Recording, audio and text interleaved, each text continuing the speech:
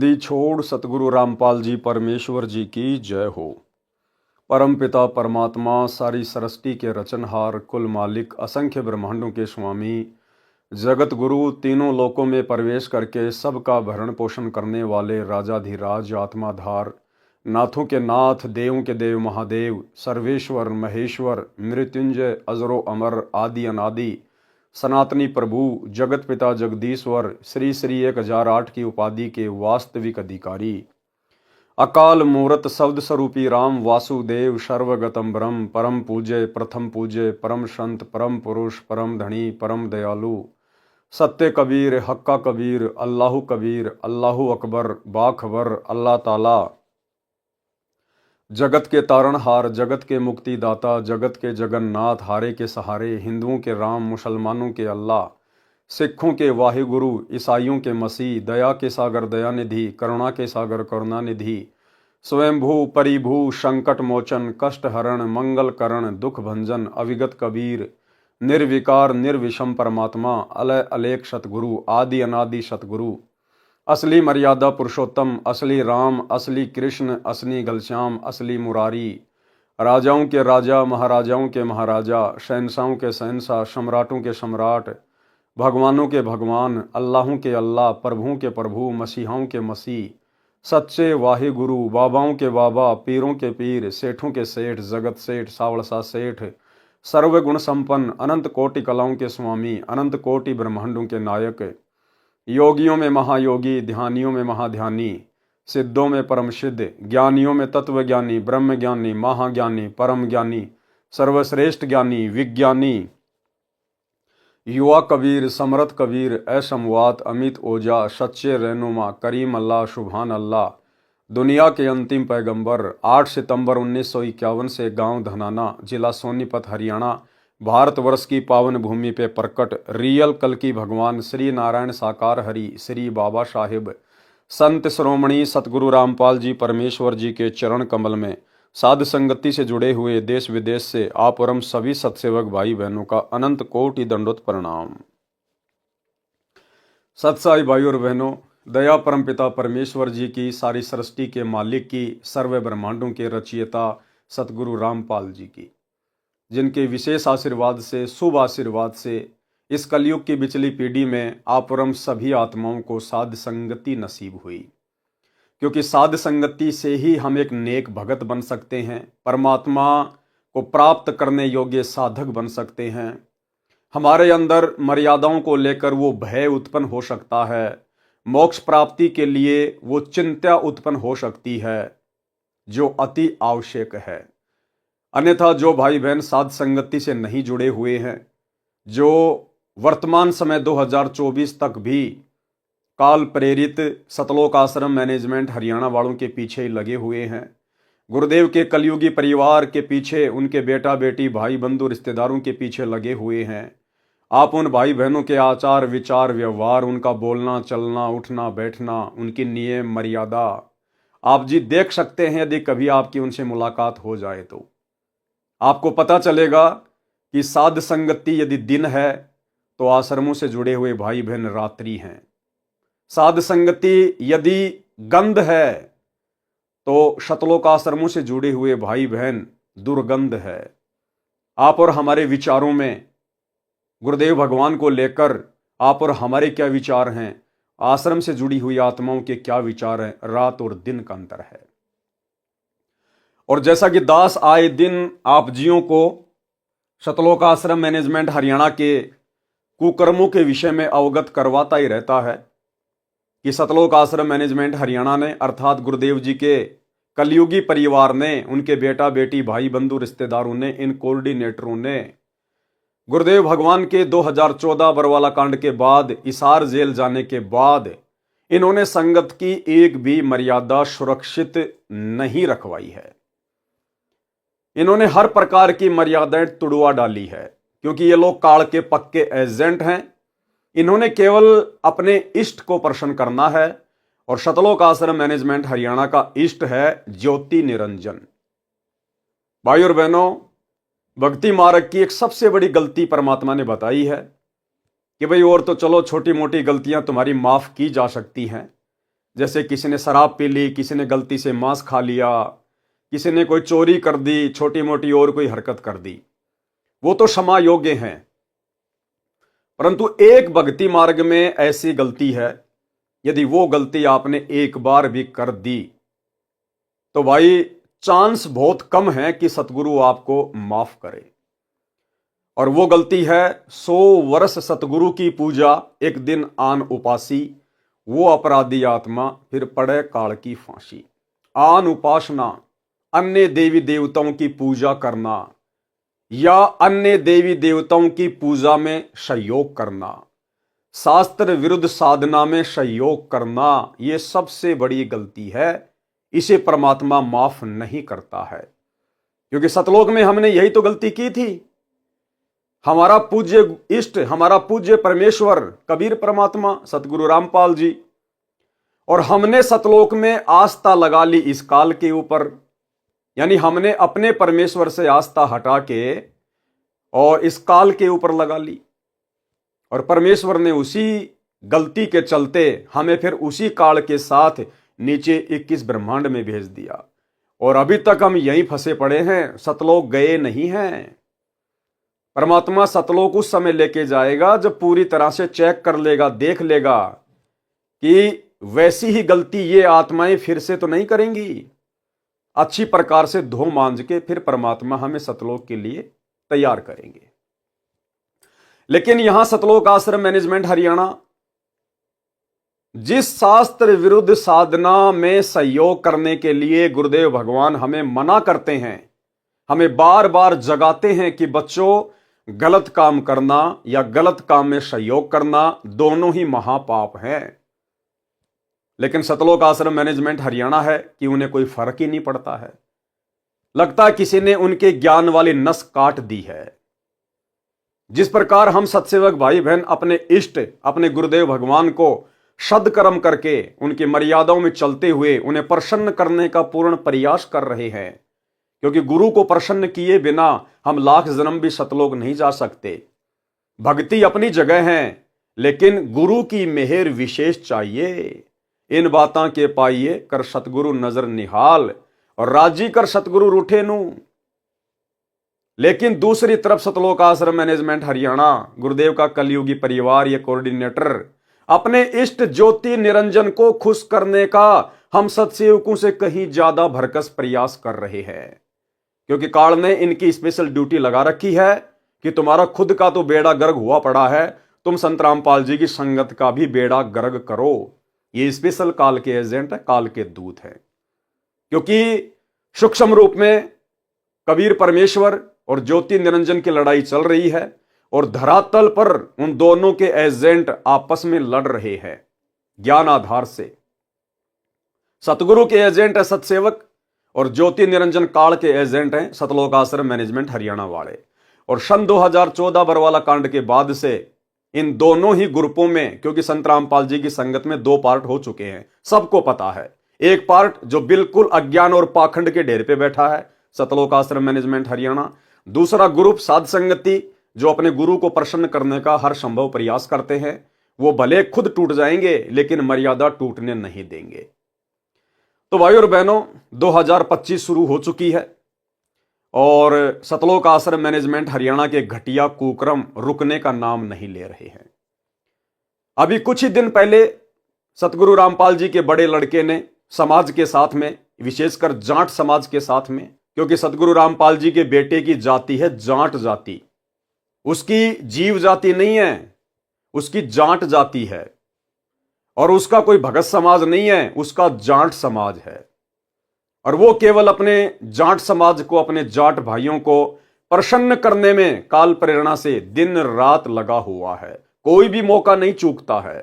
कुछ ही दिन पहले हम सत्सेवक भाई बहनों ने उन लोगों को समझाने के लिए एक वीडियो बनाया था कि भाई आप ये क्या कुकर्म कर रहे हो। ये समाज के लिए धर्मशाला बनवाना, समाज वालों के साथ भाईचारा निभाना, ये भक्ति मार्ग में नहीं चलता। अब हमारी जाति जाट जाति नहीं है, अब हमारी जाति जीव है। हमें अपनी औकात का पता चल जाना चाहिए। अगर मर्यादा में नहीं रहे, सतगुरु के वचन को इसी प्रकार तोड़ते रहे, तो गधे बना के छोड़ दिए जाएंगे, गधे बना के। धनाना की गलियों में घूमोगे, फिर तुम्हारा गधा समाज होगा, गधा समाज। लेकिन भाई और बहनों, आप और हमारी बातों का इनके ऊपर कोई असर नहीं हुआ। और भला हो भी कैसे, जब ये लोग अपने बाप की बातों को, सतगुरु रामपाल जी परमेश्वर जी के सत्संगों को सीरियस नहीं ले रहे हैं, तो भला आप और हम सत्सेवक कौन से खेत की मूली हैं जो हमारी बात ये मानेंगे। तो हमने तो प्रयास किया था इनको समझाने के लिए, वीडियो बनाकर, कि हो सकता सुधर जाएं, आगे से ऐसी घटिया हरकत ना करें, ना खुद के कर्म फोड़ें और ना बेचारी भोली वाली संगत जो इनको भगत मानकर ज्योति पाठ और दान का पैसा इन आश्रमों में दे रही है, और उसी भोली वाली संगत के दान का दुरुपयोग ये जाट धर्मशाला बनवाने में, स्टेडियम बनवाने में, हॉस्पिटल बनवाने में, राजनीति करने में जो बर्बाद करवाया जा रहा है, तो बेचारी संगत के भी कर्म फूटने से बचें। लेकिन भाई और बहनों, कहते हैं कि गधे की आंख में जितना घी डालोगे वो उतना ही तुमसे नाराज होगा कि भाई ये तो मेरी आंख फोड़ने के लिए आ रहा है, क्योंकि गधे को ये नहीं पता कि आंख में घी डालने का मतलब क्या होता है, लेकिन वो तो उल्टा ही सोचेगा। तो आप और हम भगत भाई बहनों की बातों का सतगुरु रामपाल जी परमेश्वर जी के कलयुगी परिवार पे, इन कोऑर्डिनेटरों पे, आश्रम संचालकों के ऊपर कोई असर नहीं हुआ। उल्टा उन्होंने एक नया कांड और कर दिया, एक नया कांड और कर दिया उन्होंने। हाल ही कल ही इन्होंने क्या किया है, हरियाणा के सोनीपत जिले के गोहाना तहसील में, क्योंकि जो गांव धनाना है वो गोहाना तहसील के अंतर्गत आता है, और मुझे तो भाई और बहनों समझ में नहीं आ रहा कि सतगुरु रामपाल जी परमेश्वर जी का कलयुगी परिवार, विशेषकर उनके दोनों बेटे और उनका भाई, ये सारा का सारा भगत समाज का पैसा ये हरियाणा के गोहाना के भगतों के ऊपर ही क्यों लुटा रहे हैं। विशेषकर सोनीपत के अंदर ही ये लोग क्यों इस प्रकार के कुकर्म कर रहे हैं। मुझे लगता है इनको आने वाले विधानसभा चुनाव में चुनाव लड़ना है, या तो सतगुरु रामपाल जी के बड़े बेटे को या फिर सतगुरु रामपाल जी के भाई को। तो पहले से ये लोग अपना वोट बैंक तैयार करने में लगे हुए हैं, लोगों को प्रसन्न करने में लगे हुए हैं, ताकि हमें वोट मिल जाएं और हम छोटे मोटे कोई विधायक बन जाएं। अन्यथा क्यों फिर ये इस प्रकार की मर्यादा तोड़ेंगे। ये कुकर्म, ये घटिया और नीच कर्म, शास्त्र विरुद्ध कर्म सतगुरु रामपाल जी परमेश्वर जी ने तो अपने भक्ति इतिहास में 30 वर्ष हो चुके हैं कभी भी नहीं किया। हमेशा हमें इन शास्त्र विरुद्ध कुकर्मों से दूर रहने की सलाह दी है, लेकिन आज उनका परिवार खुलेआम कर रहा है। हरियाणा के गोहाना में कोई दादा गोसाई गौशाला है, और उस गौशाला में गोहाना के उन लोगों ने, जो उस गौशाला के जो मेंबर हैं, उन सभी लोगों ने मिलकर ये हवन करवाया। ये वाला हवन, आप और हमारे वाला हवन नहीं, जो गुरुदेव ने हमें शास्त्र अनुकूल साधना बताई है ना, कि अपने घर के एक कोने में छोटा सा दीपक ले आओ, उसमें 100 ग्राम, 50 ग्राम, आधा किलो घी डाल दो, और उसमें खड़ी जो है वो बत्ती लगा दो, गाय या भैंस का घी होना चाहिए। वो हो गया हमारा हवन, जो कि शास्त्र अनुकूल है। लेकिन ये दादा गोसाई गौशाला में, गोहाना में, इन लोगों ने एक हवन यज्ञ का आयोजन किया। ये हवन यज्ञ महर्षि दयानंद सरस्वती वाला हवन यज्ञ, बड़ा सा गड्ढा खोद के उसमें लकड़ियां डाल के और घी के लोटे भर भर के डालो, स्वाहा स्वाहा, दुनिया भर का प्रदूषण, दुनिया भर के जीव उसमें मर जाते हैं, और शास्त्र विरुद्ध कर्म। तो गोहाना में वो दादा गोसाई गौशाला वाले मेंबर वो मिलके अपना हवन यज्ञ कर रहे थे। हो सकता है वो सालाना इस प्रकार का यज्ञ उस गौशाला में करवाते हैं, इस मकसद से कि लोग इस अनुष्ठान के बहाने आएंगे और यहां पर कुछ दान धर्म करके जाएंगे। उस गौशाला के पीछे उन लोगों का भी जो है वो परिवार चलता है, और थोड़ी बहुत वहां पर गायों की सेवा भी हो जाती है। तो वो लोग तो स्वाभाविक है, दुनिया भर की गौशाला है, दुनिया भर के लोग हैं, वो अपना शास्त्र विरुद्ध अनुष्ठान करवाते ही रहते हैं। तो गौशाला के लोग अपना शास्त्र विरुद्ध अनुष्ठान करवा रहे थे। ये 12 जनवरी 2025 की बात है। ये शास्त्र विरुद्ध हवन वहां पर हो रहा था। और भाई और बहनों, अब आप आगे जो सुनेंगे तो आप सत्सेवक भाई बहनों के तो दिमाग की बत्ती हिल जाएगी, क्योंकि आप और हमें तो गुरु की मर्यादाओं का पता चल गया है। और बाकी जो आश्रमों से जुड़े हुए भाई बहन हैं, उनके तो सिर में जू भी नहीं रेंगेगी, जू भी, क्योंकि उनकी बुद्धि पे काल बैठा है। उनके अंदर इतना बुद्धि विवेक काल ने छोड़ा ही नहीं है कि वो विचार कर सकें। उन्हें खुद की मर्यादाओं का नहीं पता, भला अन्य बातें वो क्या करेंगे। तो सतलोक आश्रम मैनेजमेंट हरियाणा ने, सतगुरु रामपाल जी परमेश्वर जी के कलयुगी परिवार ने, आश्रम संचालकों ने, जहां पर यह शास्त्र विरुद्ध हवन यज्ञ हो रहा है, इन्होंने जाकर वहां पर उस गौशाला में भंडारा लगा दिया, भंडारा देसी घी का। गुरुदेव के बड़े लड़के ने जाकर कहा कि जी आप ये हवन यज्ञ करो, आप गौशाला में शास्त्र विरुद्ध कुकर्म करो, आप ये अनुपासना करो, और जी भंडारा हम लगाएंगे संत रामपाल जी की तरफ से, सतलोक आश्रम धनाना की तरफ से देसी घी का भंडारा लगाएंगे, चाहे आप कितने भी आदमी क्यों ना बुलवा लीजिए। तो जगत वालों को क्या चाहिए भाई और बहनों, वो तो बड़े प्रसन्न होंगे कि जी हमारा तो खर्चा ही कम हो गया, हम 2 पैसे कमाने के लिए तो ये हवन यज्ञ कर रहे हैं ताकि लोग आए, इस बहाने 2 पैसे देकर जाएं, और हमारा तो खर्चा ही बच गया।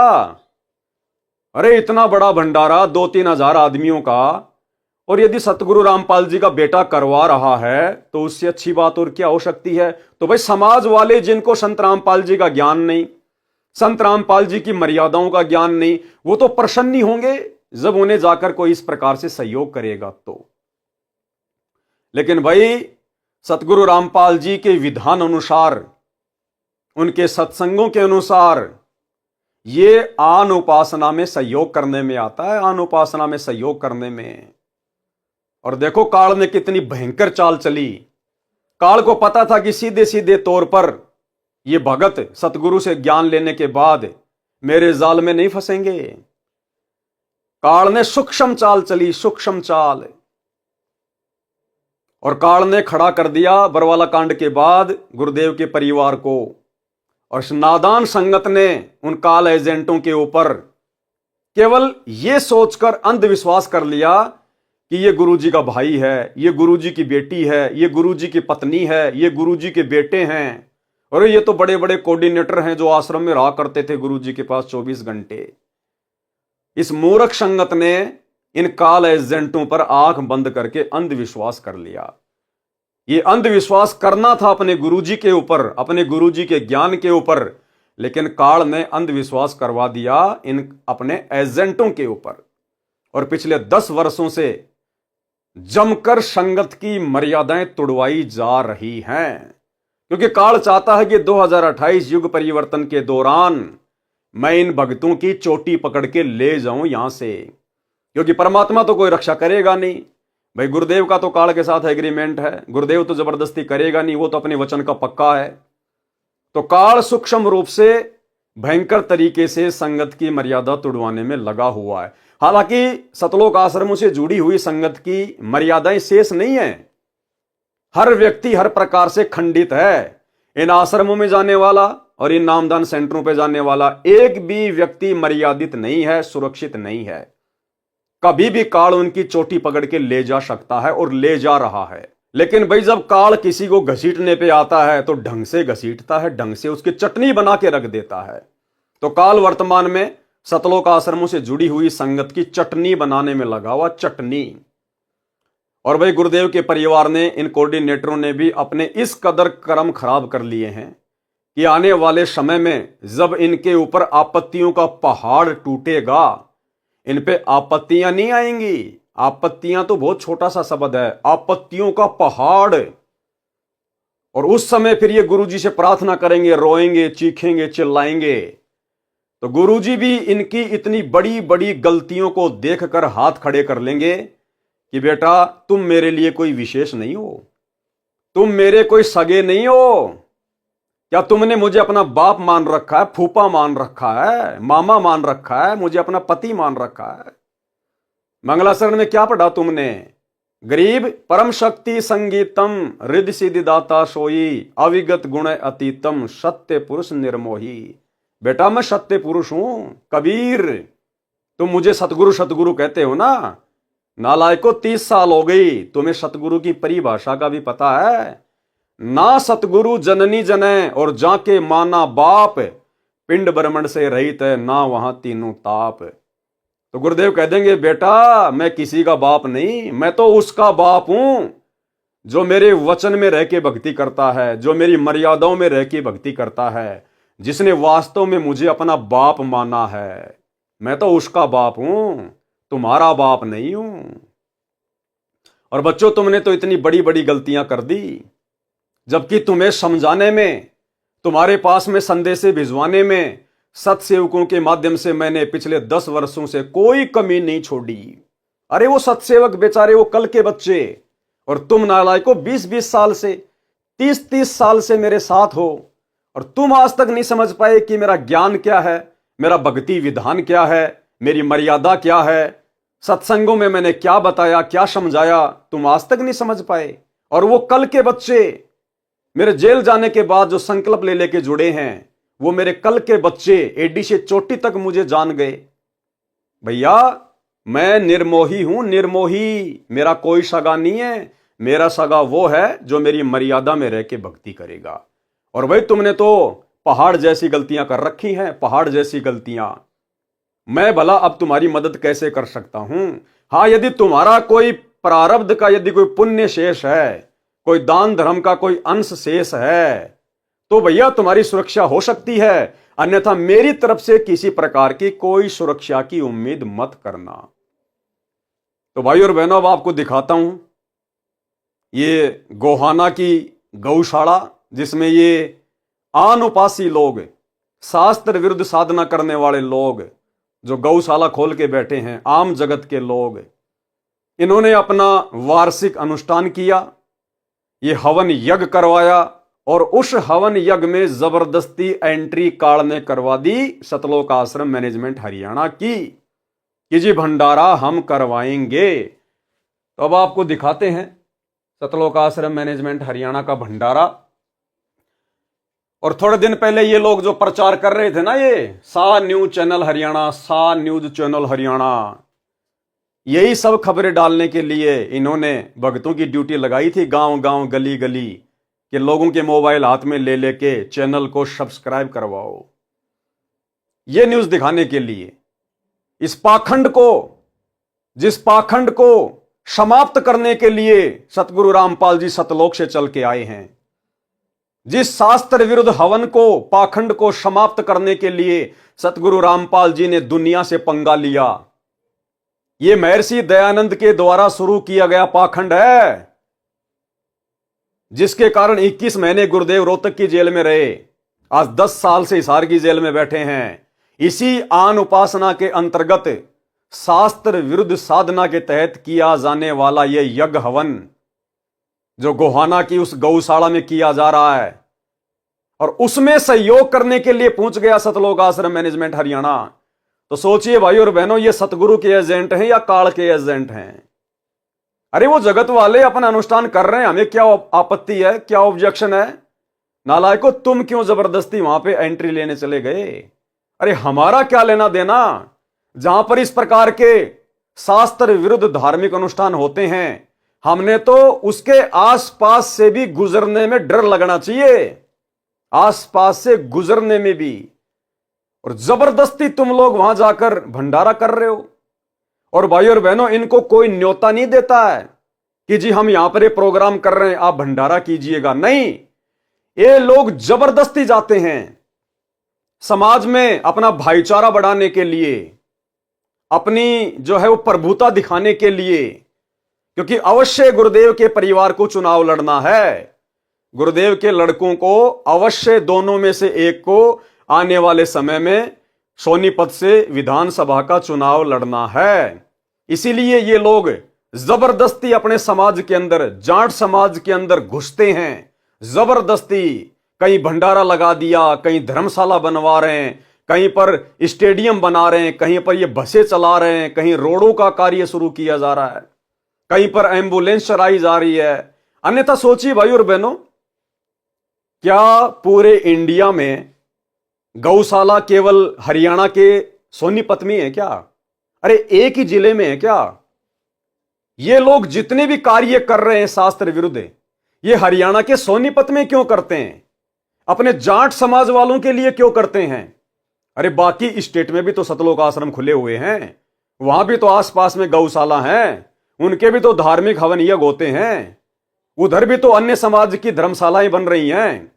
वहां के लोगों को भी तो बसों की आवश्यकता है, एम्बुलेंस की आवश्यकता है। वहां के लोगों के गांवों की भी तो सड़कें खराब हैं। फिर वहां इस प्रकार के कार्य क्यों नहीं किए जा रहे? केवल धनाना गांव के आसपास सोनीपत जिले में और विशेषकर गोहाना तहसील में ही और विशेषकर जाट समाज के अंतर्गत होने वाले कार्य ही क्यों किए जा रहे हैं? क्योंकि ये बेबुद्धि के लोग हैं। कौन? सतगुरु रामपाल जी के दोनों लड़के, ये बेबुद्धि के प्राणी हैं। सतगुरु रामपाल जी का भाई महा बेबुद्धि का प्राणी, और इनको किसी ने बांस के ऊपर चढ़ा रखा है कि भैया समाज में अपनी प्रभुता कायम करो, भाईचारा बढ़ाओ। आने वाले समय में तुमको विधानसभा का चुनाव लड़ना है, तुम्हारे को राजनेता बनना है। और ये ठहरे भंडारा एक्सपर्ट। संत रामपाल जी का परिवार केवल भंडारा एक्सपर्ट है, भंडारा एक्सपर्ट है। आप इनसे कैसा ही भंडारा करवा लो, और मैं गारंटी देता हूं भाई और बहनों, अगर गोहाना तहसील का या सोनीपत जिले का कोई बड़ा नेता, एमपी, एमएलए, अगर उसकी माता की या उसके पिताजी की डेथ हो जाए, निधन हो जाए, और वो एमपी या एमएलए संत रामपाल जी के बड़े लड़के के पास संदेशा भिजवाए कि भाई मेरी माता जी एक्सपायर हो गई है, परसों उसकी 13वीं है, और मैंने तो भाई 5 गांवों को निमंत्रण दे दिया, पूरे गोहाना तहसील को मैंने आमंत्रण दे दिया आने के लिए, भंडारे के लिए, और भाई मैं ये व्यवस्था कर नहीं पाऊंगा, इतना सक्षम नहीं हूं, तो आगे बोलने की जरूरत नहीं है उसको, विधायक को, एमपी को ना।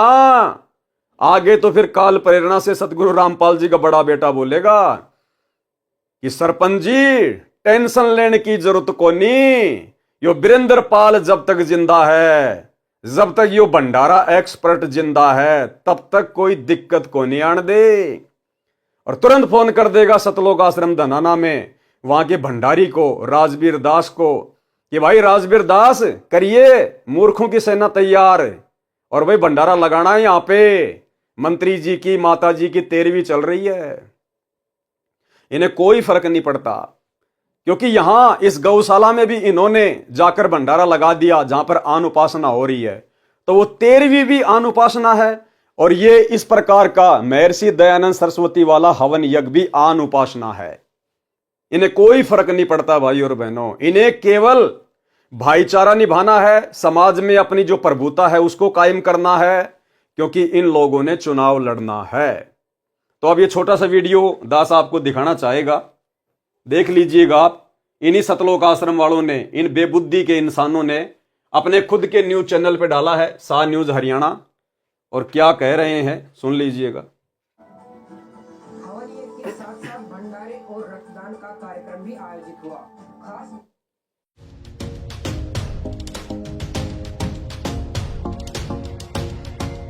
बीते रविवार 12 जनवरी को सोनीपत के गोहाना के ओल्हाना गांव में स्थित दादा गोसाई गौशाला में हवन यज्ञ का कार्यक्रम किया गया। हवन यज्ञ के साथ साथ भंडारे और रक्तदान का कार्यक्रम भी आयोजित हुआ। खास बात ये रही कि आने वाले लोगों के लिए भंडारे की व्यवस्था संत रामपाल जी महाराज की तरफ से की गई। लगभग 2000 लोग इस कार्यक्रम में शामिल हुए।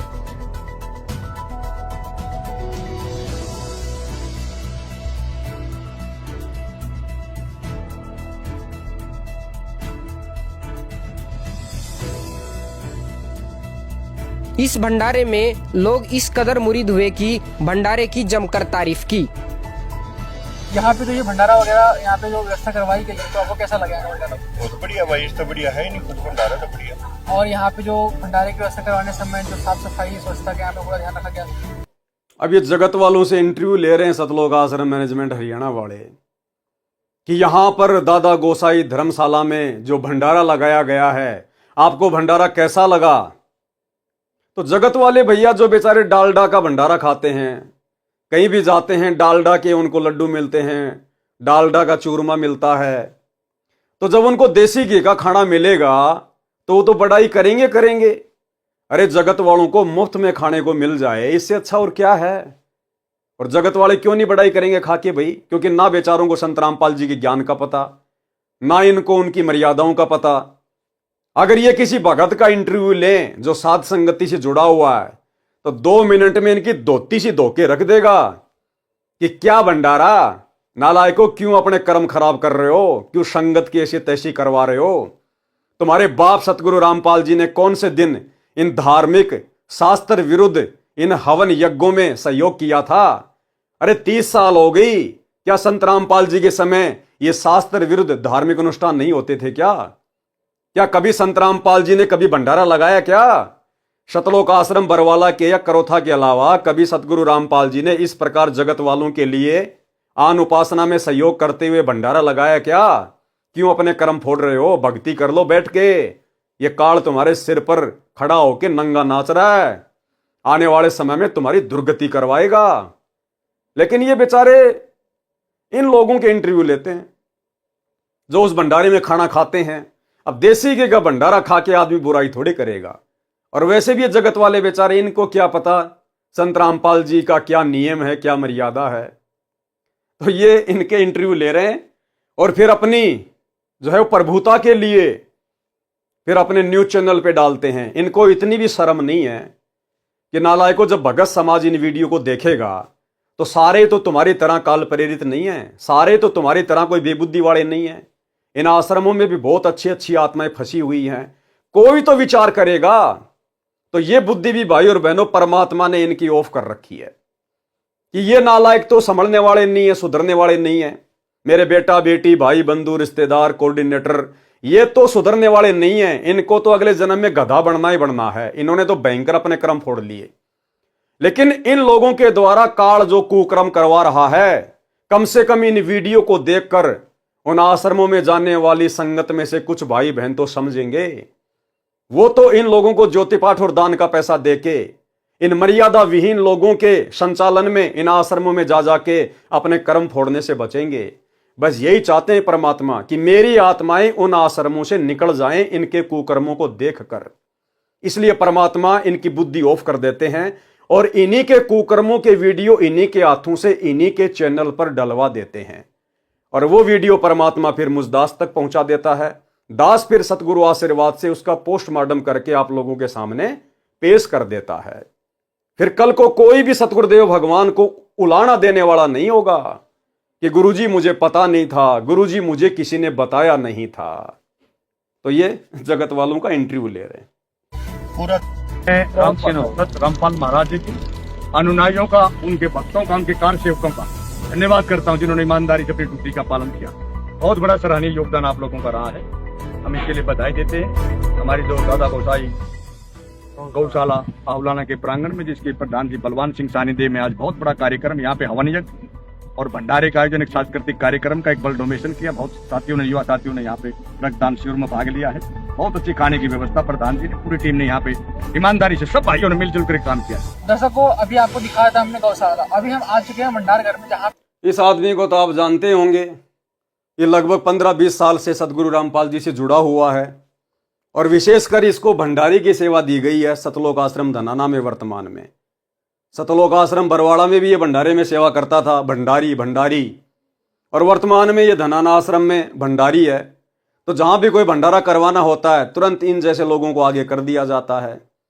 तो भाई और बहनों, देखो इनको क्या समझा इन्होंने, क्या सीखा इन्होंने। अरे 20-20 साल, 25-25 साल सतगुरु की शरण में पड़े हैं और इनको अभी तक ये भी नहीं पता कि मर्यादा क्या है गुरु की। अगर हम इस प्रकार से शास्त्र विरुद्ध हवन यज्ञ में जाके भंडारा लगाएंगे, सहयोग करेंगे, तो हमारी मर्यादा बचेगी या टूटेगी। ये लोग तो बढ़ावा दे रहे हैं अनुपासना को। अरे जगत वालों को बढ़िया तो हवन देखने को मिल गया, बढ़िया उनको देसी घी का भंडारा मिल गया, तो क्यों पीछे हटेंगे वो लोग शास्त्र विरुद्ध साधना करने से। उनकी तो मौज हो रही है, अच्छी बात है, बढ़िया बात है। और इस पूरे वीडियो में अगर आपने नोट किया हो, इसने जिसके भी इंटरव्यू लिए हैं, कहीं कोई संत रामपाल जी के ज्ञान की बात नहीं कि जी आप संत रामपाल जी से नाम लेना चाहोगे क्या आप संत रामपाल जी के सत्संग सुनते हो क्या।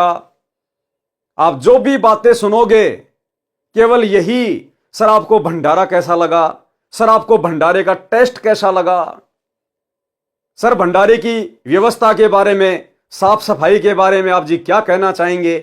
इसके अलावा और कोई पॉइंट नहीं, कोई बात नहीं। तो भाई और बहनों, सतलोक आश्रम मैनेजमेंट हरियाणा की बुद्धि पे काल नंगा होके नाच कर रहा, नंगा होके। इन लोगों की तो मंत्रा की तरह बुद्धि हर ली गई है, हर ली गई है। घर में जहाँ पे यहाँ पे भंडारे की व्यवस्था की गई है, आप मेरे पीछे देख सकते हो। यहाँ पे जो ये हवन यज्ञ हुआ था, उस हवन यज्ञ में यहाँ पे जो भंडारे की व्यवस्था की गई है, और भंडारे की पूरी व्यवस्था के जो इंचार्ज है, हम उनसे बात करेंगे और सारी बातें जानने का ट्राई करेंगे। सर नमस्कार। नमस्कार जी। क्या नाम है सर आपका? राजवीर दास। सर आप कहाँ से हैं? सतलोक आश्रम कराना धाम से। सर सतलोक आश्रम से हैं आप तो, और यहाँ पे जो पूरे भंडारे की व्यवस्था सुनने में आया कि आश्रम की तरफ से हुआ है, इसके पीछे क्या पूरा प्रोसीजर रहा? प्रोसीजर तो यही है जी, गौशाला के प्रधान की दर्शन थी बच्चों के पास, उन्होंने प्रार्थना करना की परमात्मा का आदेश आ गया, तो आदेश को पाकर हम यहाँ भंडारे की व्यवस्था करेंगे। सतलोक आश्रम कराना के सभी सेवादार इकट्ठे होकर सेवा में आते हैं। तो ये बताइए कि यहाँ पे अभी आपके साथ में कितने लोग आए थे टीम में व्यवस्था करने के लिए, या फिर पूरा भंडारा बनाने के लिए व्यवस्था की? 15 से 20 सेवादार हैं जो भंडारे की व्यवस्था को संभालते हैं। परमात्मा की दया से बहुत अच्छा भंडारा चल रहा है, आप लोग देख भी रहे हो, किसी प्रकार की कोई त्रुटि नहीं है, साफ सफाई का विशेष ध्यान रखा जा रहा है। और यहाँ पे जो ये भंडारा वगैरह हुआ है, तो क्या आपके जो अपने यहाँ पे व्यवस्था करवाई उससे वो संतुष्ट है, या फिर आपसे उनका जो तालमेल वगैरह है, कैसा रहा आपका सारा बातचीत होती? नहीं, गुरुजों की दया से बहुत अच्छा तालमेल है और आगे भी रहेगा। भविष्य में भी परमात्मा की दया से ऐसे भंडारे के अनुसार चलते रहेंगे। और तालमेल बहुत अच्छा है, व्यवस्था से भी वे खुश हैं, सभी भाई खुश हैं, गाँववासी भी खुश है, जो भंडारा ग्रहण कर रहे हैं वे भी खुश हैं। ठीक, धन्यवाद सर। Thank you. तो भाई और बहनों, ये छोटी सी जानकारी थी जो आप सभी भगत भाई बहनों को देनी थी, क्योंकि दास की तो ड्यूटी, दास की सेवा परमात्मा ने यही लगा रखी है कि परमेश्वर ने जिन आत्माओं को चुन लिया है सतलोक के लिए और साथ संगति से जोड़कर परमात्मा जिनकी ट्रेनिंग ले रहे हैं, उन्हें योग्य बना रहे हैं। जो थोड़ी बहुत कमियां हमारे अंदर है, परमात्मा उनको दूर करवा रहे हैं। और ये सोने पे सुहागा भाई और बहनों, जब इन काल प्रेरित सतलोक आश्रम मैनेजमेंट हरियाणा वालों के कुकर्मों के वीडियो जब हमारे सामने आते हैं और जब हम इनके कुकर्मों को देखते हैं, जो कर्म ये लोग गुरुजी के भक्ति विधान के विपरीत करते हैं, तो आप और हमें शिक्षा मिलती है, आप और हमारे अंदर भय पैदा होता है।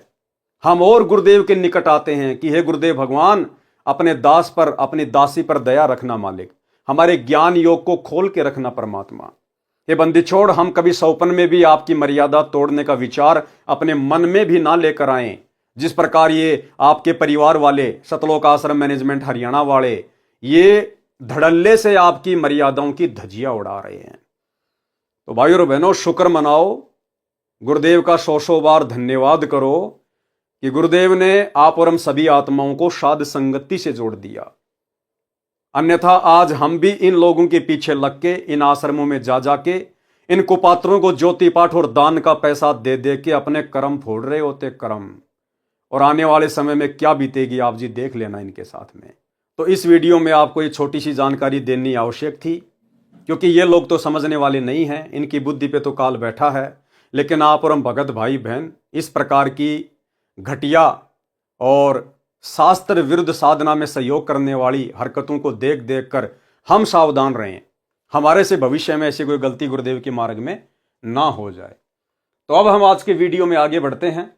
आज गुरुदेव भगवान के आशीर्वाद से, उनके कर कमल से लिखित पवित्र पुस्तक मुक्ति बोध के ऊपर ये 8वें नंबर का वीडियो है। प्रत्येक वीडियो में गुरुदेव भगवान के आशीर्वाद से हमें बहुत कुछ समझने और सीखने को मिलता है। आज की वीडियो में विशेषकर गुरुदेव भगवान ने सुखदेव ऋषि की जो कथा है उसको शामिल किया है।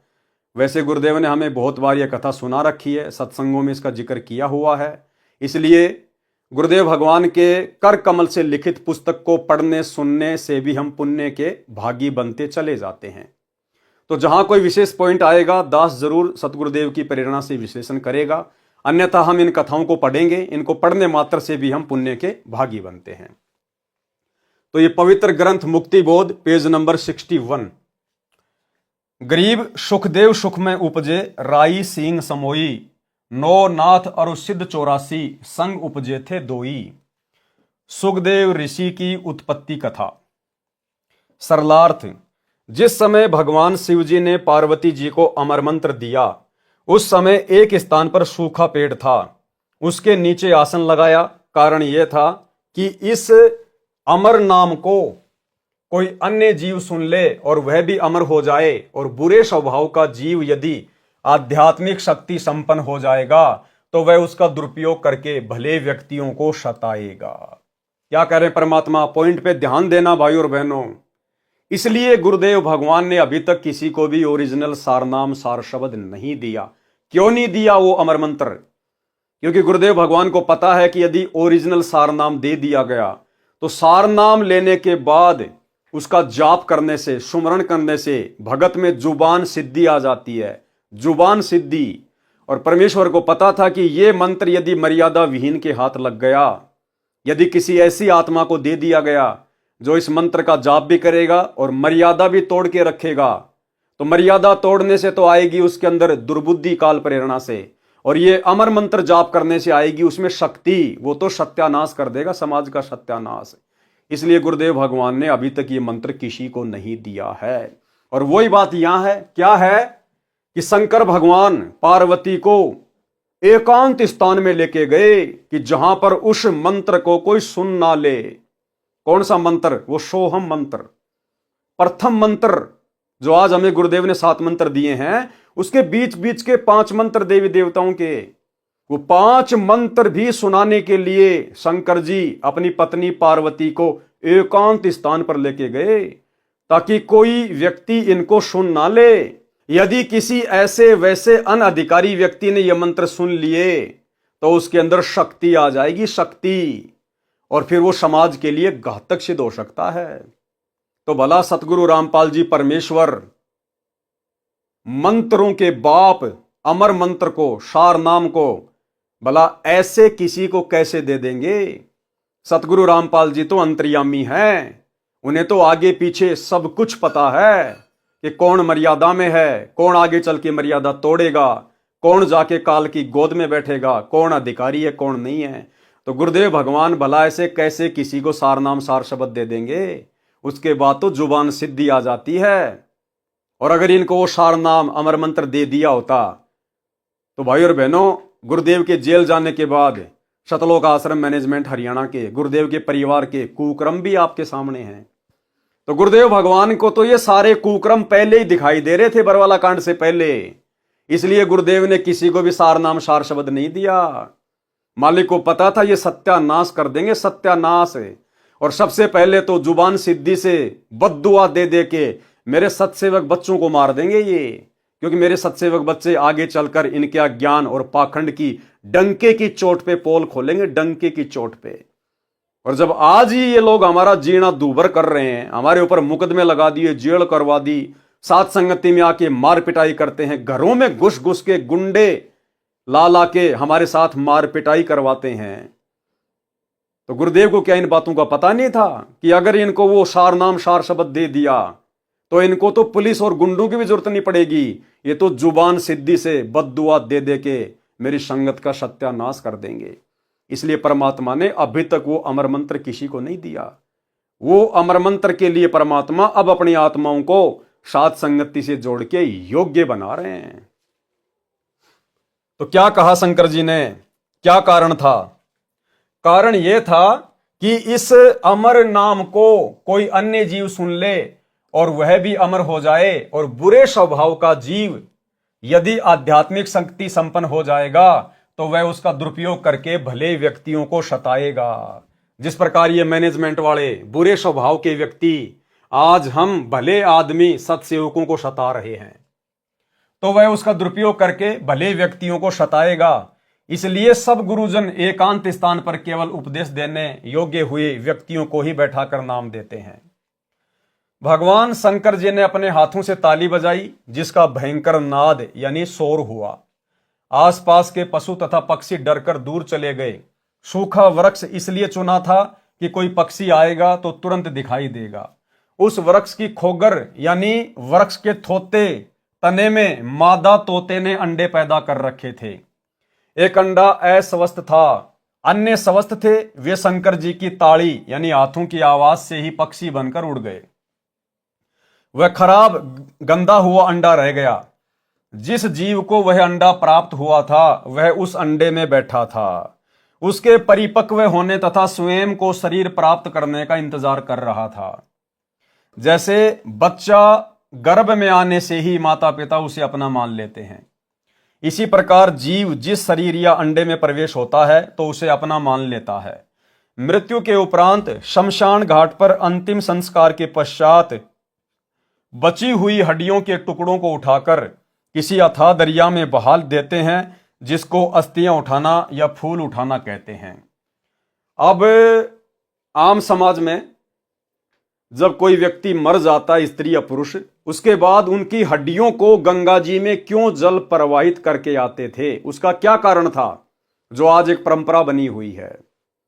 उसका कारण यही था भाई और बहनों कि शास्त्र अनुकूल साधना तो थी नहीं, और मरने के बाद में फिर क्या होगा, वो प्रेत योनि में जाएगा या फिर वो नरक में जाएगा।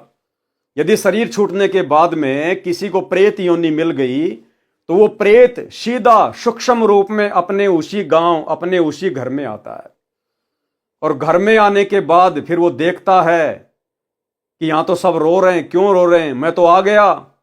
अब उसको ये नहीं पता कि मेरा शरीर छूट गया, और वो घर वालों से कहता है, बातें करता है कि तुम क्यों रो रहे हो, मैं आ गया, मैं जिंदा हूं, आगे लिखा हुआ इसमें। लेकिन जो दूसरे जो प्रेत होते हैं, क्योंकि भाई और बहनों अनगिनत प्राणी प्रेत योनि में, भूत योनि में आप और हमारे चारों तरफ घूमते रहते हैं, वो सूक्ष्म शरीर में होते हैं, इसलिए हमें दिखाई नहीं देते। और एक सत्संग में गुरुदेव भगवान ने बताया कि प्रत्येक स्त्री या पुरुष के अंदर भूत रहते हैं, प्रेत रहते हैं। अब ये बात अलग है कि उनके संस्कारवश वो उनको दुखी नहीं करते, उनको परेशान नहीं करते। बाकी सबके अंदर प्रेत हैं, सबके अंदर भूत हैं, केवल हम भक्तों को छोड़कर, सतगुरु रामपाल जी परमेश्वर जी के मर्यादित भक्तों को छोड़कर सभी के अंदर भूत प्रवेश हैं, जो है प्रेत प्रवेश हैं। तो जब वो प्रेत योनि प्राप्त करके सीधा अपने घर पे आता है तो घर वालों से कहता है कि तुम रो क्यों रहे हो, मैं आ तो गया। लेकिन घर वाले उसको सुन नहीं सकते, उसको देख नहीं सकते। फिर अन्य जो प्रेत होते हैं, जो घूम रहे होते हैं वहां पर, जिनको एक्सपीरियंस हो जाता है इस बात का, वो कहते रहे भाई तू सूक्ष्म शरीर में है और ये तेरे को सुन नहीं सकते, तेरे को देख नहीं सकते। ये फिर उसको चिंता बनती है कि फिर मेरा शरीर कहां है। फिर उसको याद आया कि मेरे को तो शमशान घाट में लेके गए थे। फिर वो शमशान घाट में जाता है और वहां जाके उसका शरीर तो मिलता नहीं। फिर वहां जो हड्डियां वड्डियां होती हैं, वो उन हड्डियों को अपना शरीर समझ के उनसे चिपक जाता है, वो उनसे चिपक जाता है। और फिर क्या करता है, वो अपने घर वालों को परेशान करता है, दुखी करता है, उनके काम धंधे में जो है वो नुकसान कर देता है, उनके जो है वो पशुओं में नुकसान कर देता है। तो फिर जो अन्य लोग थे, जो पंडित, जो ब्राह्मण लोग थे, उन्होंने बताया कि साहब ऐसी ऐसी बात है, वो प्रेत योनि को प्राप्त है और वो तुम्हें दुखी कर रहा है। तो फिर मरने के बाद में कि भाई जब तक उसका ऊपर हिसाब किताब पूरा होगा तब तक हम इसकी हड्डियों को किसी ऐसी जगह पे डाल के आ जाते हैं जहां पर ये जा ना सके, जहां इसको मालूम ही ना पड़े कि मेरी हड्डियां कहां गई। तो इस परेशानी से बचने के लिए ये गंगा जी में अस्थियां प्रवाहित करने की परंपरा चली थी। अब हम हो गए सतगुरु रामपाल जी के भगत, हमें मिल गई शास्त्र अनुकूल साधना, तो हम प्रेत बनेंगे नहीं।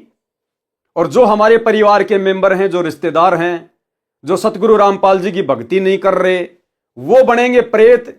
अगर वो प्रेत बनेंगे तो वो हमें किसी प्रकार का कोई नुकसान दे नहीं सकते, क्योंकि हम तो सतगुरु के शरण में हैं, हमारे ऊपर उनका कोई किसी प्रकार का प्रभाव नहीं होगा। तो ना तो हमने किसी भी उपदेशी भाई बहनों की अस्थियों को जलाने के बाद गंगा जी में डालना है, हमने छेड़ना ही नहीं, पड़ी रहो वहां पे, हमारे लिए कुछ नहीं है। ना हमने जमीन में दाबना, ना हमने कहीं उठा के फेंकना। भक्तों की हड्डियों को और रिश्तेदारों का तो फिर मतलब ही क्या रह गया, उनकी हड्डियों को उठाना, गंगा जी में ले जाना, हम इस पाखंड में सहयोग नहीं करेंगे। और दूसरा क्या था भाई और बहनों, जब वो प्रेत आता था, शमशान में जाता था, हड्डियों से चिपक जाता था, उसके बाद जो ये सेवड़े होते हैं जंत्र मंत्र करने वाले, ये जंत्र मंत्र करके और उस आत्मा को अपने वश में कर लेते थे। और यदि किसी का कोई मूठ छोड़नी हो, किसी के ऊपर कोई वशीकरण करना हो, किसी का कोई बुरा करना हो, कोई हानि करनी हो, तो लोगों से पैसे वासे लेके ये फिर उन आत्माओं का वहां पर ये दुरुपयोग किया करते थे। तो इस कारण से भी ये जो एक जो परंपरा थी अस्थियों को गंगा जी में डालने की, ये शुरू हुई थी। लेकिन अब ये परंपरा आप और हमारे लिए नहीं है। हम सच्चे गुरु की शरण में आ गए, सर्वशक्तिमान परमात्मा की शरण में आ गए, जिस परमात्मा से ये भूतों का नाथ काल भगवान भी डरता है, कांपता है। फिर भला ये छोटे मोटे भूत प्रेत आप और हमारा क्या बिगाड़ लेंगे। ना हमने अपने किसी रिश्तेदार का इस पाखंड में सहयोग करना है। तो फिर बाद में वो प्रेत उसको बताते हैं कि भैया ना तेरे को कोई देख सकता, ना तेरे को कोई सुन सकता है। तो ठीक इसी प्रकार भाई और बहनों, वो जो जीव आत्मा थी, जो उस पेड़ के खोगर में, जो उस गंदे अंडे में थी, वो उसी को अपना शरीर मान के उससे चिपकी हुई बैठी थी। मृत्यु के उपरांत शमशान घाट पर अंतिम संस्कार के पश्चात बची हुई हड्डियों के टुकड़ों को उठाकर किसी अथाह दरिया में बहा देते हैं, जिसको अस्थियां उठाना या फूल उठाना कहते हैं। उसका कारण यह है कि जो जीव उस मानव शरीर स्त्री या पुरुष में रहा है, उसका उस शरीर में अधिक मोह हो जाता है। जैसे मानव को कोई असाध्य रोग हो जाता है तो अपने शरीर की रक्षार्थ सर्व धन लगा देता है, शरीर इतना प्रिय लगता है। मृत्यु के उपरांत यदि उस प्राणी को अन्य शरीर नहीं मिला तो वह प्रेत योनि में जाता है, भूत बनकर सूक्ष्म शरीर में रहता है। वह धर्मराज के दरबार में ऑफिस से अपना हिसाब किताब करवाता है। यदि प्रेत योनि प्राप्त करता है तो अपने घर आता है, अपने परिवार के व्यक्तियों से मिलकर बातें करने की कोशिश करता है और कहता है कि क्यों रो रहे हो, मैं आ गया हूं। परंतु सूक्ष्म शरीर होने के कारण परिवार के व्यक्ति न उसे देख पाते हैं और न उसकी आवाज सुनते हैं। तब उसको अन्य प्रेत बताते हैं जो आसपास में घूमते रहते हैं बहुत। तब उसको अन्य प्रेत बताते हैं कि ये तेरे को देख नहीं पा रहे हैं क्योंकि तेरा स्थूल शरीर नहीं रहा। ठीक इसी प्रकार भाई और बहनों, हम भगत भाई बहन अब इतने होशियार हो गए हैं गुरुदेव के ज्ञान आधार से, परमेश्वर के आशीर्वाद से। अब गुरुजी की मर्यादा तो छोड़िए आप, गुरुदेव भगवान ने हमें जो मर्यादा, जो नियम जो बताए हैं, आप उनकी तो बात छोड़ दीजिए, वो तो हमने निभाने हैं। हमने अन्य प्रकार की भी कोई मर्यादा नहीं तोड़नी चाहिए। हम ये ना सोचें कि मैं अकेला हूं, मुझे कोई देख नहीं रहा है। ये प्रेत, ये भूत, हमारे दादा, हमारे परदादा, हमारे गांव वाले, आड़ोस पड़ोस वाले, वो सब प्रेत योनियों में भटक रहे हैं, घूम रहे हैं और वो हमें सब देख रहे हैं। यदि हम कोई भी ऐसी वैसी हरकत करते हैं तो देखो, अगर हम अपने मन में सोचेंगे तो हमारा गुरुदेव भगवान देख रहा है, हम उससे नहीं बच सकते।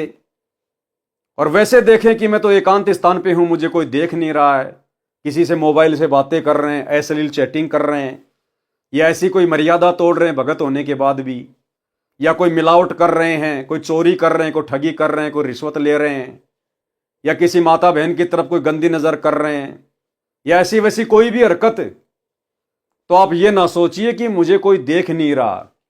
पहली बात तो अंतर्यामी सतगुरु रामपाल जी भगवान आपकी हर हरकत को देख रहा है। ये बाहरी हरकत तो छोड़ दीजिए, आपके मन में भी जो हरकत चल रही है वो भी आपके गुरु से दूर नहीं है।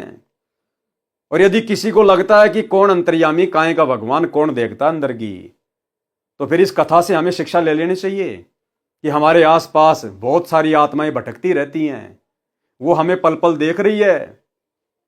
और जब हम वो कुकर्म करते हैं तो आपस में फिर हमारे जो पूर्वज होते हैं, जो गांव वाले होते हैं, फिर वो आपस में बातें करते हैं कि देख ये नालायक गधा इंसान, हमारा तो शरीर छूट गया, हम तो दुखी हो रहे हैं। ये भी भूत बनने की तरफ आगे बढ़ रहा है और उसको समझाने का प्रयास करते हैं। वो चिल्लाते हैं लेकिन नालायक ये काम मत कर, पर नारी को देखिए बहन बेटी के भाव, कहे कबीर कामनाश का यही सहज उपाय।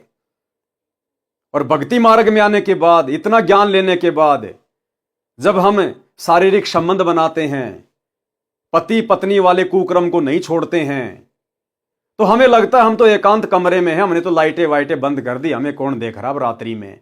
वो तुम्हारे दादा परदादा, तुम्हारी दादी, तुम्हारे गांव वाले, अन्य वो प्रेत, वो तुम्हारे वो मजे लेते रहते हैं। जिस प्रकार ज्ञान से अनजान व्यक्ति पोर्न फिल्म देखता है मोबाइल में, टीवी पे सेक्सी फिल्म देखता है और एकांत में बैठ जाएगा कहीं छत पे या कहीं कमरे में या कहीं खेत खात में, और सोचता है मुझे कोई नहीं देख रहा। लेकिन वहां उसके दादा परदादा गांव वाले जो प्रेत बन के घूम रहे हैं वो सब देख रहे हैं, वो मजे भी लेते हैं उनके और धिक्कारते भी हैं कि बेटा बहुत अच्छी बात है, देख देख कर कुकर्म, जल्दी भूत बनेगा, हमारे भूत समाज का नाम रोशन करेगा, हमारे भूत समाज की, हमारे जो प्रेत समाज की जनसंख्या बढ़ाएगा तू, बहुत अच्छी बात है बेटा कर। तो भाइयों और बहनों, हमें हर तरफ से काल ने बांध रखा है, हम सुरक्षित नहीं हैं। हमें लगता है कि मैं एकांत में हूं, मुझे कोई देख नहीं रहा है। हमारे ऊपर पल पल नजर हमारे गुरुदेव भगवान की तो है ही है, यहां की भी अन्य आत्माओं की हमारे ऊपर पल पल नजर रहती है। इसलिए ये ना सोचें कि मैं सुरक्षित हूं, सुरक्षित यहां कोई नहीं है। तब उसको अन्य प्रेत बताते हैं कि ये तेरे को देख नहीं पा रहे हैं क्योंकि तेरा स्थूल शरीर नहीं रहा। फिर वह प्रेत अपने शरीर की खोज में शमशान घाट पर जाता है, वहां शरीर जला दिया गया होता है, अपने शरीर की शेष बची अस्थियों को अपनी मानता है, उनसे चिपक कर रहता है। जब उन अस्थियों को उठाकर दरिया में बहाने जाते हैं तो भी वह जीव उनसे चिपका रहता है। जब दरिया में डाल देते हैं तो वह उनसे अलग हो जाता है। ज्यादातर प्रेत वहीं रह जाते हैं, कुछ एक उन परिवार वालों के साथ घर आ जाते हैं। यदि अस्थियां न उठाई जाए तो वह प्रेत बनकर शमशान घाट पर डेरा डाल लेता है। परंतु जिन्होंने परमेश्वर कबीर जी की शरण ले रखी है, किस परमेश्वर कबीर जी की? दाढ़ी मूंछ वाले परमेश्वर कबीर जी की नहीं, वो कागज का टुकड़ा मुर्दा फोटू कबीर जी की दाढ़ी मूंछ वाली, वो भला हमें क्या शरण देगी? असली कबीर परमेश्वर सतगुरु रामपाल जी की जिन्होंने शरण ले रखी है, उनके विषय में कहा जा रहा है। परंतु जिन्होंने परमेश्वर कबीर जी की शरण ले रखी है वे प्रेत नहीं बनते।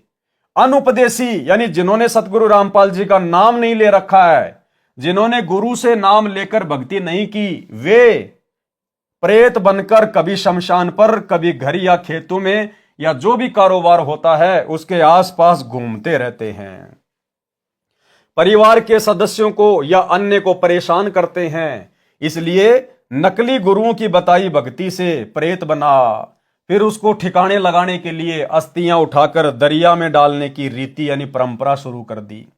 यदि कोई हरिद्वार हर की पौड़ी से वापस आ जाता और परिवार को परेशान करता तो उसकी गति कराने की परंपरा प्रारंभ कर दी।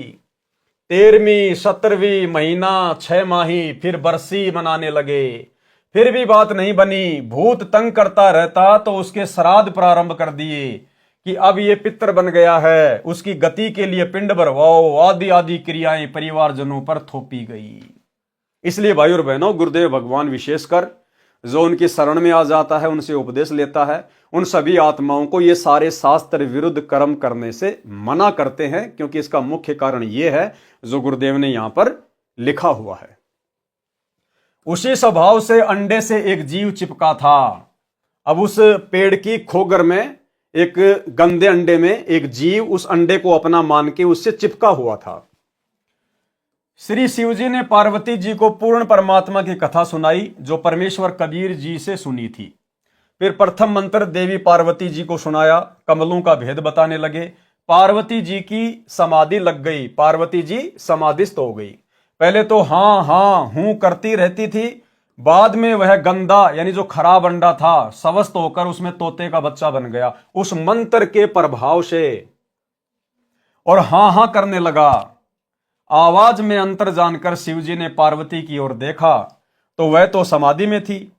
अंतर्दृष्टि से देखा तो एक तोता सर्व ज्ञान सुन चुका था। शिवजी उस तोते को मारने के लिए उठे तो वह तोता उड़ चला।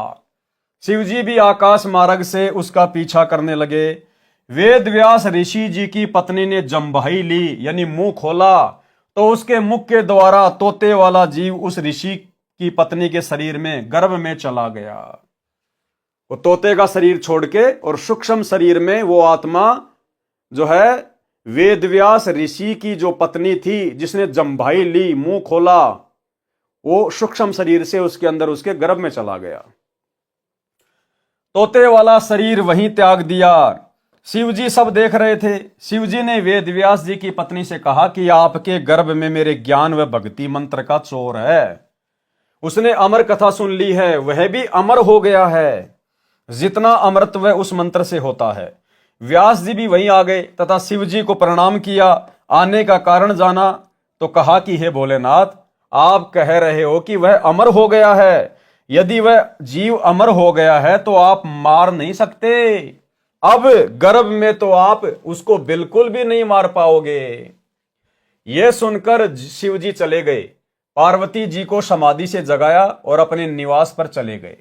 जिस स्थान पर शिव जी ने पार्वती जी को अमर मंत्र दिया था, उस स्थान को अमरनाथ के नाम से जाना जाता है। यानी जो ये अमरनाथ धाम है जहां पर दुनिया जाती है, ये ऐसे बना है अमरनाथ, क्योंकि जिस जगह पर शिव जी ने पार्वती जी को अमर मंत्र दिया था, फिर वो जगह अमरनाथ के नाम से प्रसिद्ध हो गई। 12 वर्ष तक व्यास जी की पत्नी को बच्चा उत्पन्न नहीं हुआ। तीनों देवता श्री ब्रह्मा जी, श्री विष्णु जी तथा श्री शिव जी व्यास ऋषि जी की कुटिया पर आए और गर्भ में बैठे जीव से कहा कि आप जन्म लो, बाहर आओ।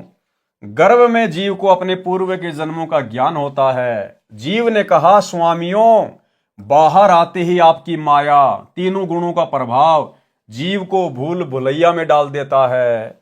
जीव अपना मकसद भूल जाता है। आप अपनी माया को कुछ देर रोको तो मैं बाहर आऊं। क्या समझाना चाह रहे हैं गुरुदेव भगवान हमें? कि जब सुखदेव की आत्मा मां के गर्भ में थी और ब्रह्मा विष्णु महेश तीनों देवता आकर कहने लगे कि हे जीव, आप बाहर आ जाओ। अगर 12 वर्ष तक बच्चा मां के गर्भ में रहेगा तो आने वाले समय में माताएं दुखी हो जाएंगी। अब सुखदेव मां के गर्भ में, और मां के गर्भ में जीव को आगे पीछे सब पता होता है। और ये मनुष्य जन्म क्यों मिलता है? 84 लाख योनियों से भिन्न जो परमेश्वर ने हमें अपने जैसा रूप दिया है, नर नारायण दे, ये क्यों मिलता है? उस जीव को सब पता चल जाता है। और उसको यह भी पता चल जाता कि असंख्यों बार मेरे को मनुष्य जन्म मिले, स्त्री और पुरुष के।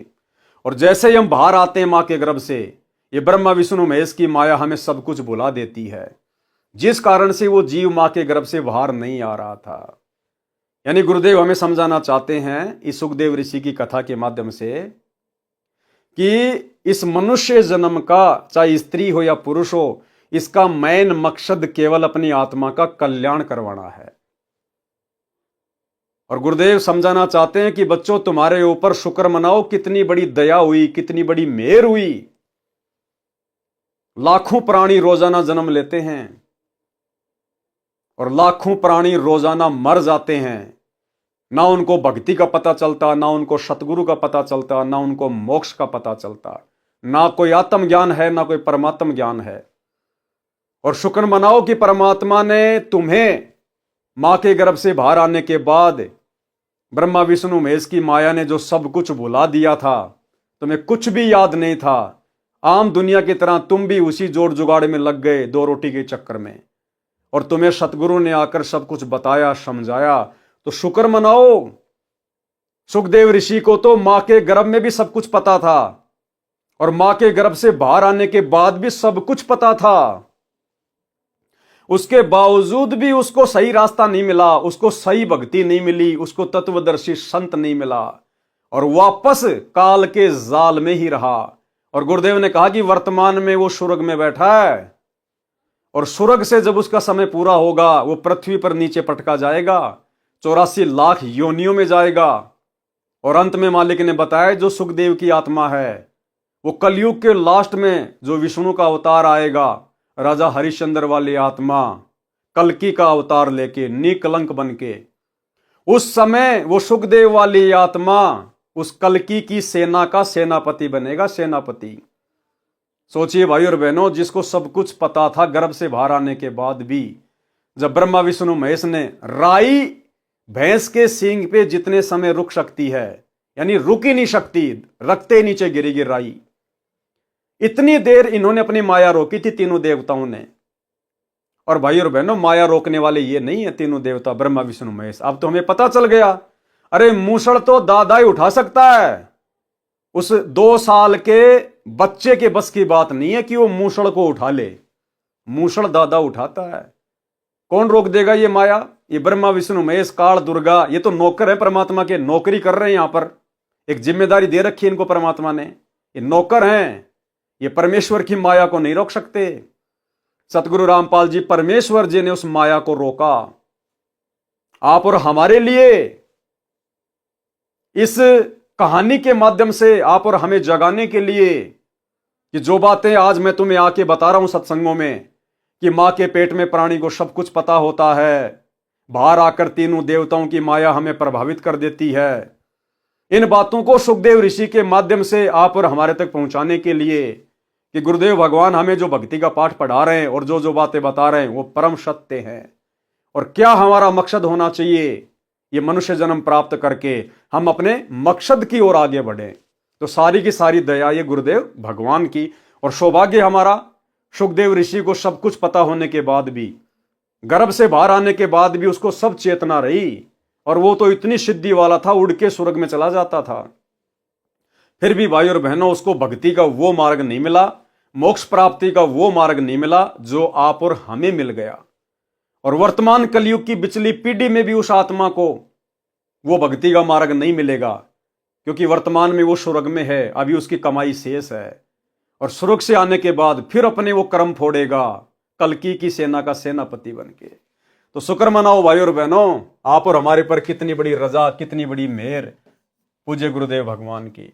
जीव ने कहा, स्वामियों बाहर आते ही आपकी माया, तीनों गुणों का प्रभाव जीव को भूल भुलैया में डाल देता है।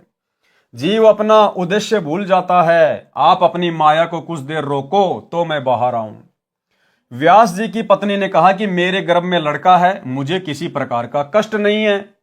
इस लड़के ने सुख दिया है, इसका नाम सुखदेव रखूंगी। सुखदेव, उसका नाम सुखदेव क्यों रखा?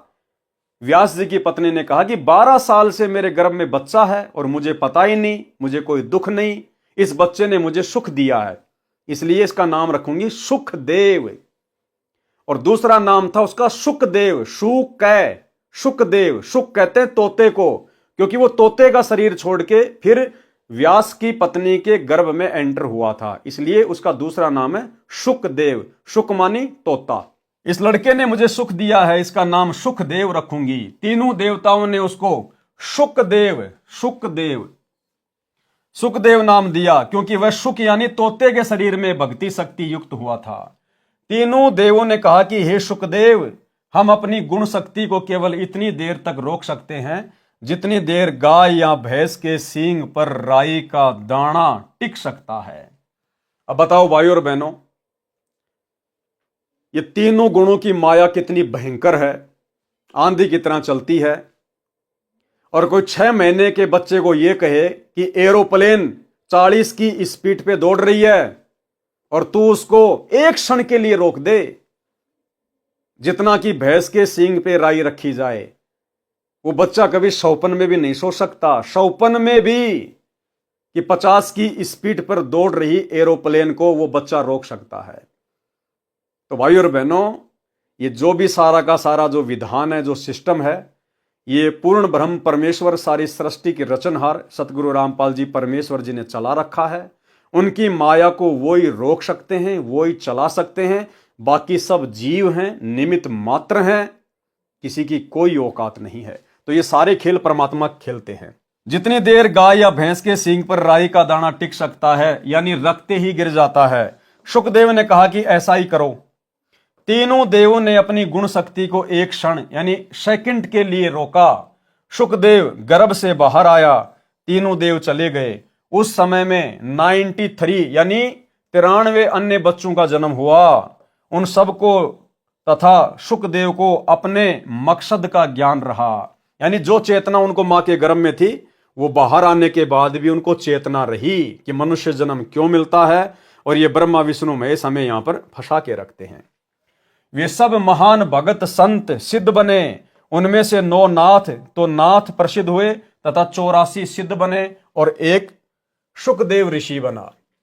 सुखदेव के गर्भ से बाहर आते ही 12 वर्ष का शरीर बन गया। वह उठकर अपनी ओरनाल को, जो नली माता जी की नाभि से, बच्चे की नाभि से जुड़ी होती है, उसके माध्यम से माता के शरीर से बच्चे की परवरिश होती है। उसकी लंबाई लगभग 1.5 फुट तक होती है। अपने कंधे पर डालकर चल पड़ा, यानी सुखदेव ऋषि सूक्ष्म रूप में मां के गर्भ से बाहर आया सूक्ष्म रूप में, योनि द्वार से नहीं आया, सूक्ष्म रूप से बाहर आया। और बाहर आते ही उसने अपना 12 साल के बच्चे का शरीर धारण कर लिया, क्योंकि उसमें सिद्धि आ गई थी वो अमर मंत्र सुनने से।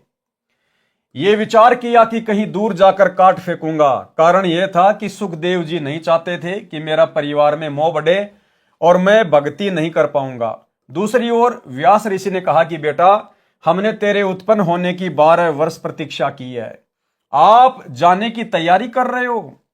हमने बेटे का क्या सुख देखा, आप घर त्याग कर ना जाओ। सुखदेव ने कहा, ऋषि जी, आप वेद शास्त्रों के ज्ञाता विद्वान होकर भी मोह के दलदल में फंसे हो, मुझे भी फंसाने का प्रयत्न कर रहे हो। मेरे को अपने पूर्व जन्मों का ज्ञान है। क्या कहा सुखदेव ने कि मेरे को अपने पूर्व जन्मों का ज्ञान है। अनेकों बार आप मेरे पिता बने, अनेकों बार मैं आपका पिता बना, अनेकों बार हमने 84 लाख प्राणियों के शरीरों में कष्ट उठाए। अब की बार मुझे मेरे लक्ष्य का ज्ञान है, मैं भक्ति करके अपना जन्म सफल करूंगा। लेकिन भाइयों और बहनों, वो सुखदेव की आत्मा अभी तक अपना जन्म सफल नहीं कर पाई और ना इस कलयुग में वो कर पाएगी। तो आप और हमारा सौभाग्य देखिए, हमारी किस्मत कितनी जबरदस्त है। इसलिए गुरुदेव भगवान कहते हैं कि बच्चों, तुम सारी प्रोसीजर को पार करके आ चुके हो। कितनी बार तुम सुखदेव भी बन चुके हो। सृष्टि कोई आज से थोड़ी चल रही है, गिनती नहीं है इतने पदम युगों से। आज हम ये सारी प्रोसीजर पार कर चुके हैं। 33 करोड़ देवी देवताओं की पोस्ट पे भी हम रह चुके हैं, ब्रह्मा विष्णु महेश की पोस्ट पे भी रह चुके हैं, देवराज इंद्र भी बन चुके हैं, अन्य साधु संत महात्मा 9 नाथ 84 सिद्ध, इनकी तो गिनती नहीं है। ये सारी प्रोसीजर पार करके आज हम फाइनल मोक्ष वाली स्टेज पे खड़े हैं, कलयुग की पिछली पीढ़ी में। इसलिए गुरुदेव कहते हैं कि बच्चों, आध्यात्मिक मार्ग अनुसार ब्रह्मा विष्णु महेश भी तुम्हारे सामने कुछ नहीं लगते, कुछ भी। उन्हें तो ना जाने अभी कितनी 84 भोगनी है, और तुम सारा कर्म दंड काट के आ चुके हो। अब यदि तुम अपनी गलती से अपना पैर फिसलाना चाहते हो तो बात अलग है, अन्यथा यह मोक्ष का सुनहरा मौका है। लेकिन काल भी भाइयों और बहनों इतनी आसानी से पीछा नहीं छोड़ता, वो भी पूरा जोर लगाएगा, और जोर लगा रहा है। आपने देख लिया गोहाना की गौशाला में किस प्रकार से हवन यज्ञ में जाकर सतलोक आश्रम वाले भंडारा लगा रहे हैं। अब जिन जिन संगत वाले भगत भाई बहनों का इन सतलोक आश्रमों में जाकर जो सहयोग किया हुआ है ज्योति पाठ और दान के नाम पर, अब उन सबके कर्म फूटेंगे घर बैठे बैठे, क्योंकि आंख बंद करके इन्होंने गुरुदेव के परिवार को दान दे दिया। गुरुदेव का परिवार महान निकम्मा, एक नंबर का कुपात्र। अब ये गौशाला का हवन यज्ञ या भंडारा, जाटों की धर्मशाला, धनाना गांव का स्टेडियम, गुंडों की सीबीआई जांच, आरक्षण में चंदा, ये अपने बहन बेटियों की सोने चांदी की ज्वेलरी बेच के थोड़ी काम करते हैं, अपने बाप दादाओं की जमीन बेच के थोड़ा ना भंडारे करवा रहे हैं। आप और हमारे जैसे भगत भाई बहनों का ज्योति पाठ और दान का पैसा हम तो देकर निफराम हो गए। अब वो कुपात्र सारे वही काम करेंगे जिनसे हमारे कर्म फूटे। तो घर बैठे बैठे भाई बहनों के कर्म फूट रहे, घर बैठे बैठे। तो काल भी भाई जब गाल गालता है अच्छी तरह से गालता है। ये वार्ता सुखदेव जी ने अपने माता पिता की ओर पीठ करके की और आकाश में उड़ गए। पूर्व जन्म की भक्ति से प्राप्त सिद्धि शक्ति बची थी, उससे उड़ गया। उसी के अभिमान से कोई गुरु नहीं किया। फिर श्री विष्णु जी ने अपने लोक वाले स्वर्ग से निकाल दिया और कहा कि यदि यहां स्थान चाहते हो तो राजा जनक मिथिलेश से दीक्षा लो और भक्ति करके आओ। सुखदेव जी ने वैसा ही किया। अब देखो भाइयों और बहनों, जब तक सतगुरु नहीं मिलता जीव अपनी तरफ से कभी अच्छा सोच ही नहीं सकता, अपने हित में कभी सोच ही नहीं सकता। यदि उसका हित हो रहा है तो उसके पिछले प्रारब्ध से होता है, उसको नुकसान हो रहा है तो भी उसके पिछले प्रारब्ध से होता है। उसमें अपना कोई ज्ञान नहीं होता जब तक जीव सतगुरु की शरण में नहीं आता। अब जब सुखदेव ऋषि मां के गर्भ में था और ब्रह्मा विष्णु महेश कह रहे थे भैया बाहर आ जा, बाहर आ जा, उस समय तो बड़ा ज्ञानी बन रहा था कि नहीं नहीं महाराज, अगर मैं बाहर आ गया तो आप लोगों का ये रजोगुण तमोगुण सतोगुण मुझे प्रभावित कर देगा, मैं सब कुछ भूल जाऊंगा। आप तो जीव को फंसा के रखते हो यहाँ पर, और जैसे बाहर आया उसके बाद उसी विष्णु जी के लोक में जा रहा है कि भगवान मुझे आपके लोक में रख लो। बताओ, उसी की जेल में जा रहा है। तो भाई और बहनों, ये उदाहरण केवल गुरुदेव भगवान ने आप और हमें समझाने के लिए, आप और हमारी बुद्धि के बंद दरवाजे खोलने के लिए, कि सुखदेव तो गया भाड़ में, लेकिन कम से कम आप लोग तो समझो, आप लोग तो शिक्षा लो, आपको तो परम संत मिल गया, पूर्ण परमात्मा मिल गया, अब हमने तो भक्ति करके अपना पीछा छुड़वाना है। सुखदेव जी ने फिर वैसा ही किया, यानी राजा जनक से दीक्षा ली, फिर वो विष्णु जी के लोक में गया। सुमरण के अंक की वाणी नंबर 71 से 76। गरीब ऐसा राम अगाध है, अविनाशी गहर गंभीर, हद जीवों से दूर है, बेहदियों के तीर। कितनी अच्छी बात कही परमात्मा ने। गरीब ऐसा राम अगाध है, अविनाशी गहर गंभीर। कौन है अविनाशी? आज पता चल गया, गुरुदेव भगवान है वो राम अविनाशी। अब वो परमात्मा किन के नजदीक रहता है, किन से दूर रहता है? हद जीवों से दूर है।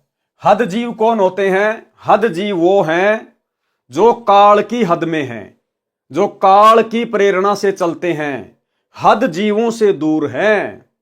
तो ये सतलोक आश्रम मैनेजमेंट हरियाणा, ये हद जीवों की श्रेणी में है। ये काल के एजेंट बने हुए हैं, ये काल के अनुसार चल रहे हैं, सतगुरु की शिक्षाओं पर नहीं चल रहे। अन्यथा ये जो शास्त्र विरुद्ध हवन यज्ञ किया जा रहा है गौशाला में, वहां जाकर भंडारा लगाने की क्या आवश्यकता थी? आन उपासना में सहयोग करने की क्या आवश्यकता थी? तो ये हद जीव हैं, ये काल की हद में हैं। तो वो अविनाशी परमात्मा सतगुरुदेव भगवान हद जीवों से दूर है और बेहदियों के तीर, और जो काल की हद से बाहर हो चुके हैं, जो सतगुरु की शरण में आ चुके हैं, मर्यादा में रह के भक्ति कर रहे हैं, वो उनके साथ में है। गरीब ऐसा राम अगाध है, अविनाशी गहर गंभीर, हद जीवों से दूर है, बेहदियों के तीर। गरीब ऐसा राम अगाध है, बेकीमत करतार, शेष सैंस फुन रटत हैं, अजून पाया पार।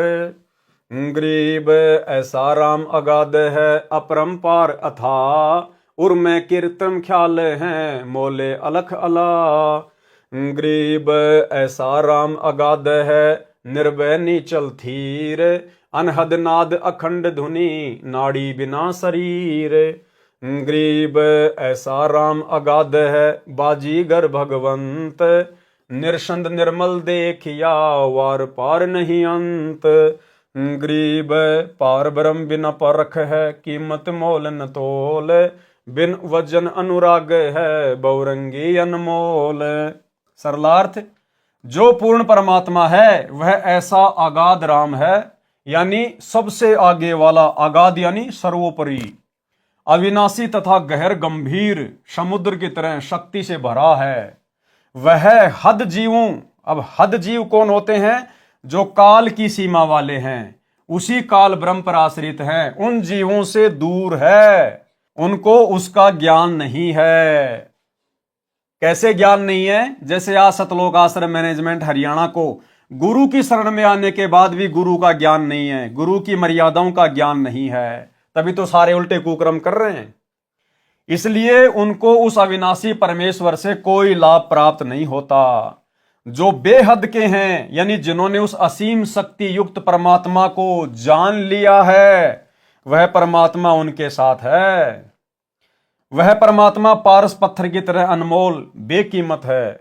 उस परमात्मा की प्राप्ति के लिए शास्त्र विधि रहित नाम यानी राम का जाप शेष नागजी 1000 यानी सहस्त्र मुखों से जप कर रहा है, आज तक उसको भी अविनाशी परमात्मा का पार यानी अंत नहीं पाया। परमेश्वर अपरंपार अथा यानी समुद्र की तरह अमित शक्ति संपन्न है। तत्व ज्ञान के अभाव से प्रत्येक ऋषि देव अपने उर यानी हृदय में कृत्रिम यानी कृत्रिम मन कल्पित ख्याल यानी विचार से मौला यानी परमात्मा को अलख अल्लाह निराकार दिखाई न देने वाला मानते हैं। वह परमेश्वर अचल यानी निश्चल यानी अविनाशी है, निर्भय है। थीर का अर्थ भी स्थिर यानी निश्चल होता है। पद्य भाग में पदों की तथा रागों को पूर्ण करने के कारण ऐसे दोहरे शब्दों का प्रयोग किया जाता है। उस परमेश्वर के लोक में अखंड धुन बज रही है। उस परमेश्वर का शरीर 5 तत्व से बनी नाड़ी वाला नहीं है। किस परमेश्वर का? उस परमेश्वर का, सतगुरु रामपाल जी परमेश्वर जी का शरीर 5 तत्व से बनी नाड़ी का नहीं है। हम अपने गुरुदेव को सतगुरु कहते हैं, सतगुरु। ना सतगुरु जननी जने और जाके माना बाप, पिंड ब्रह्मंड से रहित है ना वहां तीनों ताप। वह परमेश्वर बाजीगर की तरह अद्भुत चमत्कार करता है, निरसंद यानी जिसकी शक्ति की सीमा नहीं है तथा पवित्र है, वह अपरंपार शक्ति वाला है।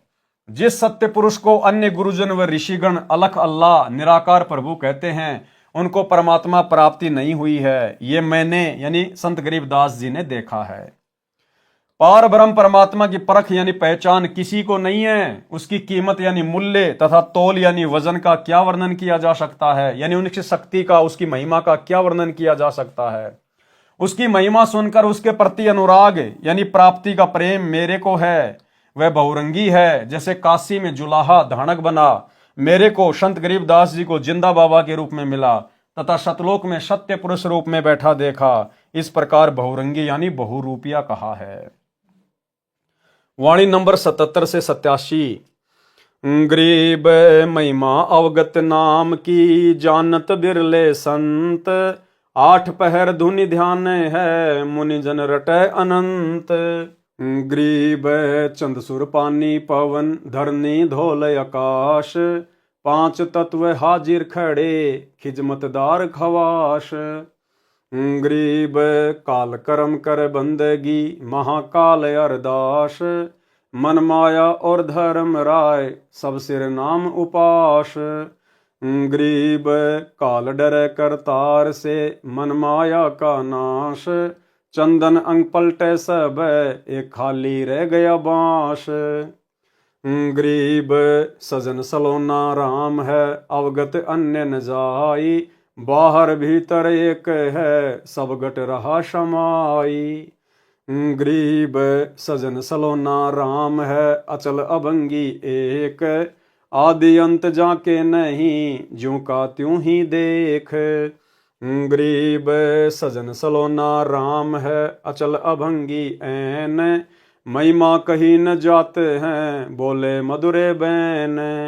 गरीब सजन सलोना राम है, अचल अभंगी आदि, सतगुरु मरहम ताश का, साखी भरत सब साध।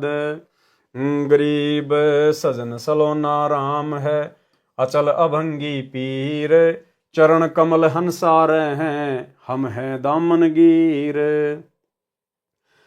गरीब सजन सलोना राम है, अचल अभंगी आप, हद बेहद से अगम है, जपो अजपा जाप। गरीब ऐसा भगली जोगिया, जानत है सब खेल, बीन बजावे मोहिनी, जुग मंत्र सब मेल। आगे परमेश्वर ने इन वाणियों का सरलार्थ किया है। उस परमात्मा को प्राप्त करने के लिए अनंत मुनिजन मनमाने नामों की रटना लगा रहे हैं, यानी जाप कर रहे हैं, परंतु अविगत नामों, दिव्य मंत्रों को तथा उनकी महिमा को बिरला संत ही जानता है। और वे बिरले संत एकमात्र पृथ्वी पर वर्तमान में स्वयं कबीर परमेश्वर सतगुरु रामपाल जी हैं। उस परमात्मा के आदेश से 5 तत्व आकाश, वायु, अग्नि, जल तथा पृथ्वी कार्य करते हैं। वे तो परमेश्वर कबीर जी की खिदमतगार यानी सेवा करने वाले सेवक दास हैं। उस परमेश्वर की बंदगी यानी प्रणाम करके नम्र भाव से स्तुति, ब्रह्मकाल, कर्म, दया की याचना करते हैं। ये काल भी उस परमेश्वर के आगे नतमस्तक है। और महाकाल, महाकाल कौन? अक्षर पुरुष। महाकाल यानी अक्षर पुरुष भी उस परमेश्वर से अरदास यानी प्रार्थना करके अपने अपने लोक चला रहे हैं। मन यानी काल ब्रह्म, माया यानी दुर्गा देवी और धर्मराय काल का न्यायाधीश, सबके सिर पर नाम उपासना है, यानी सबको भक्ति करना अनिवार्य है, तब उसका पद सुरक्षित रहता है। इसीलिए तो काल ने गीता अध्याय नंबर 18 श्लोक नंबर 64 या 65 में कहा है कि अर्जुन, मैं तुझे गुप्त से गुप्त बात बताता हूं कि मैंने तुझे जिस परमेश्वर के बारे में कहा ना, अध्याय 18 के श्लोक 62 में, कि उस अविनाशी परमेश्वर की शरण में जा, वो मेरा भी पूज्य देव है, मेरा भी इष्ट देव है। और यही बात यहां गुरुदेव लिख रहे हैं कि इस काल को भी अपना 21 ब्रह्मांड चलाने के लिए उसी परमात्मा की उपासना करनी पड़ती है। अक्षर पुरुष को भी अपने 7 संग ब्रह्मांड चलाने के लिए उसी कबीर परमेश्वर की भक्ति करनी पड़ती है। ये बात अलग है कि उनके पास में भक्ति का यथार्थ मार्ग नहीं है, लेकिन उनका इष्ट वो ध्यान उसी का धरते हैं। नोट, अक्षर पुरुष को महाकाल इसलिए कहा है क्योंकि जब इसका एक दिन जो 1000 युग कहा है पूरा होता है तो काल ब्रह्म दुर्गा सहित एक ब्रह्मांड का विनाश हो जाता है। सभी प्राणी अक्षर पुरुष के लोक में रखे जाते हैं। ज्योति निरंजन जब 21वें ब्रह्मांड में होता है उस समय यह भी महाकाल कहा जाता है। ज्योति निरंजन काल भी परमेश्वर कबीर जी से भय मानता है। उस परमेश्वर के दिव्य मंत्रों के जाप से मन में विकार उत्पन्न नहीं होते तथा माया का नाश हो जाता है, यानी सांसारिक पदार्थों का संग्रह करने वाला स्वभाव समाप्त हो जाता है। तो भाई और बहनों, अब आप विचार करो कि परमेश्वर के इन दिव्य मंत्रों का, जो दिव्य मंत्र परमेश्वर सतगुरु रामपाल जी ने आप और हमें दिए हैं, प्रथम नाम, शतनाम, या उनका तो सत्संग सुनना भी दिव्य मंत्र जैसा ही है। यानी गुरुदेव के सत्संगों को ध्यान से सुनना भी मंत्र जाप करने में ही आता है। अब बताइए भाई और बहनों, गुरुदेव के इन सत्संगों का, उनके दिव्य मंत्रों का प्रभाव किसके ऊपर हो रहा है? तीनों गुणों के प्रभाव से, माया के संग्रह करने से कौन भगत पीछे हट रहे हैं? किनको अपने आत्म कल्याण की चिंता सताने लगी है? मर्यादा तोड़ने से कौन डरते हैं?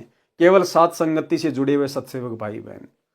और यही कारण है कि गुरुदेव के इन मंत्रों के प्रभाव से, उनके आशीर्वाद से आज हम भाई बहन इन विकारों से दूर हो पाए हैं। तो ये पहचान है कि वर्तमान में यदि गुरुदेव भगवान किसी के ऊपर असीम प्रसन्न हैं तो केवल अपने सत्सेवक बच्चों के ऊपर प्रसन्न हैं। अन्यथा गुरुदेव के प्रसन्न हुए बिना आप और हम भाई और बहनों इन विषय विकारों से पीछे हटने की सोच भी नहीं सकते। सोच भी तो क्या कह रहे हैं परमात्मा? उस परमेश्वर के दिव्य मंत्रों के जाप से मन में विकार उत्पन्न नहीं होते तथा माया का नाश हो जाता है, यानी सांसारिक पदार्थों का संग्रह करने वाला स्वभाव समाप्त हो जाता है। जबकि सतलोक आश्रम मैनेजमेंट हरियाणा के जो मुख्य लोग हैं, बाकी संगत का तो क्या कहें जो इन आश्रमों में जाती है, देखा देखी में चल रही है, जो मुख्य लोग हैं, गुरुदेव का परिवार, कोऑर्डिनेटर, आश्रम संचालक, अभी तो इनकी बुद्धि पे पत्थर पड़े हैं। इनके ऊपर कोई मंत्रों का असर नहीं है, कोई गुरुदेव का इनको आशीर्वाद नहीं है, क्योंकि सबकी मर्यादा खंडित पड़ी है।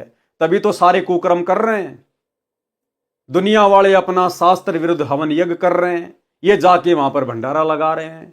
दुनिया अपनी धर्मशाला बना रही है, ये जबरदस्ती जाके वहां समाज में ठेकेदारी ले लेते हैं कि तुम्हारा 5वां फ्लोर हम बनाएंगे। तो भाई और बहनों, इनके ऊपर ना कोई मंत्रों का असर है और ना इनके ऊपर सतगुरु का आशीर्वाद है, क्योंकि इनकी मर्यादा खंडित है।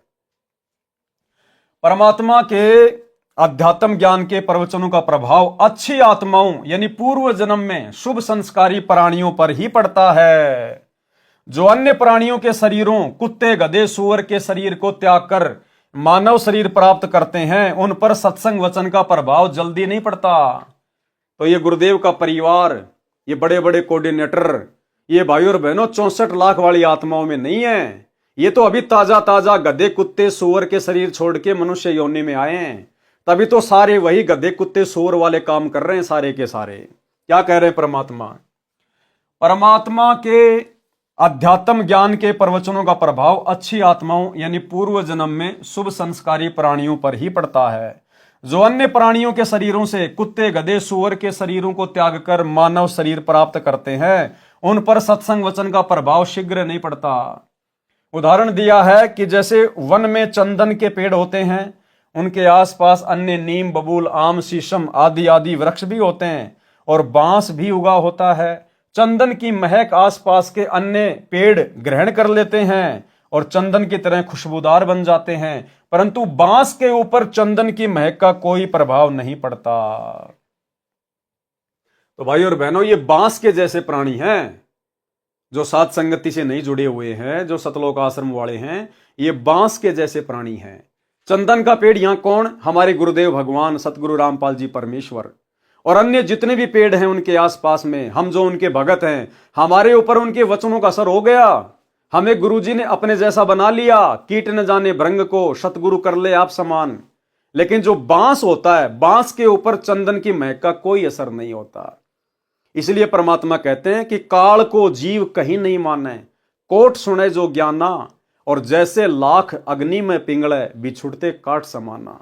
करोड़ वर्ष करो संगत संतों की, पत्थर का जल में क्या बीजे, एक चंदन बन में रंग ला दे, पर बांस बिटंबी ना सीजे। और परमात्मा कहते हैं जैसे सर्प चंदन लिपटाई, तन भया शीतल, पर विष नहीं जाई। तो भाई और बहनों, ये सतलोक आश्रम मैनेजमेंट हरियाणा वाले तो चंदन के पेड़ से लिपटे हुए सर्पों की भांति हैं। जब तक चंदन के पेड़ से लिपटे हैं, लोगों को लगता है कि सांप ने अपना जहर त्याग दिया, बड़ा शीतल दिखाई देता है।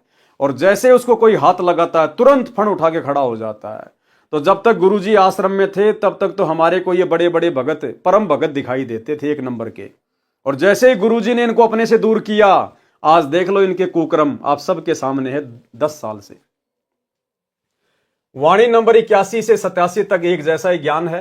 परमेश्वर की महिमा सामान्य रूप में बताई है कि वह परमात्मा सज्जन यानी नेक मानव जैसा है, अविगत यानी दिव्य है, अन्यत न जाई, उसकी खोज में अनेकों स्थानों पर ना जाएं, उसकी प्राप्ति सतगुरु द्वारा होगी।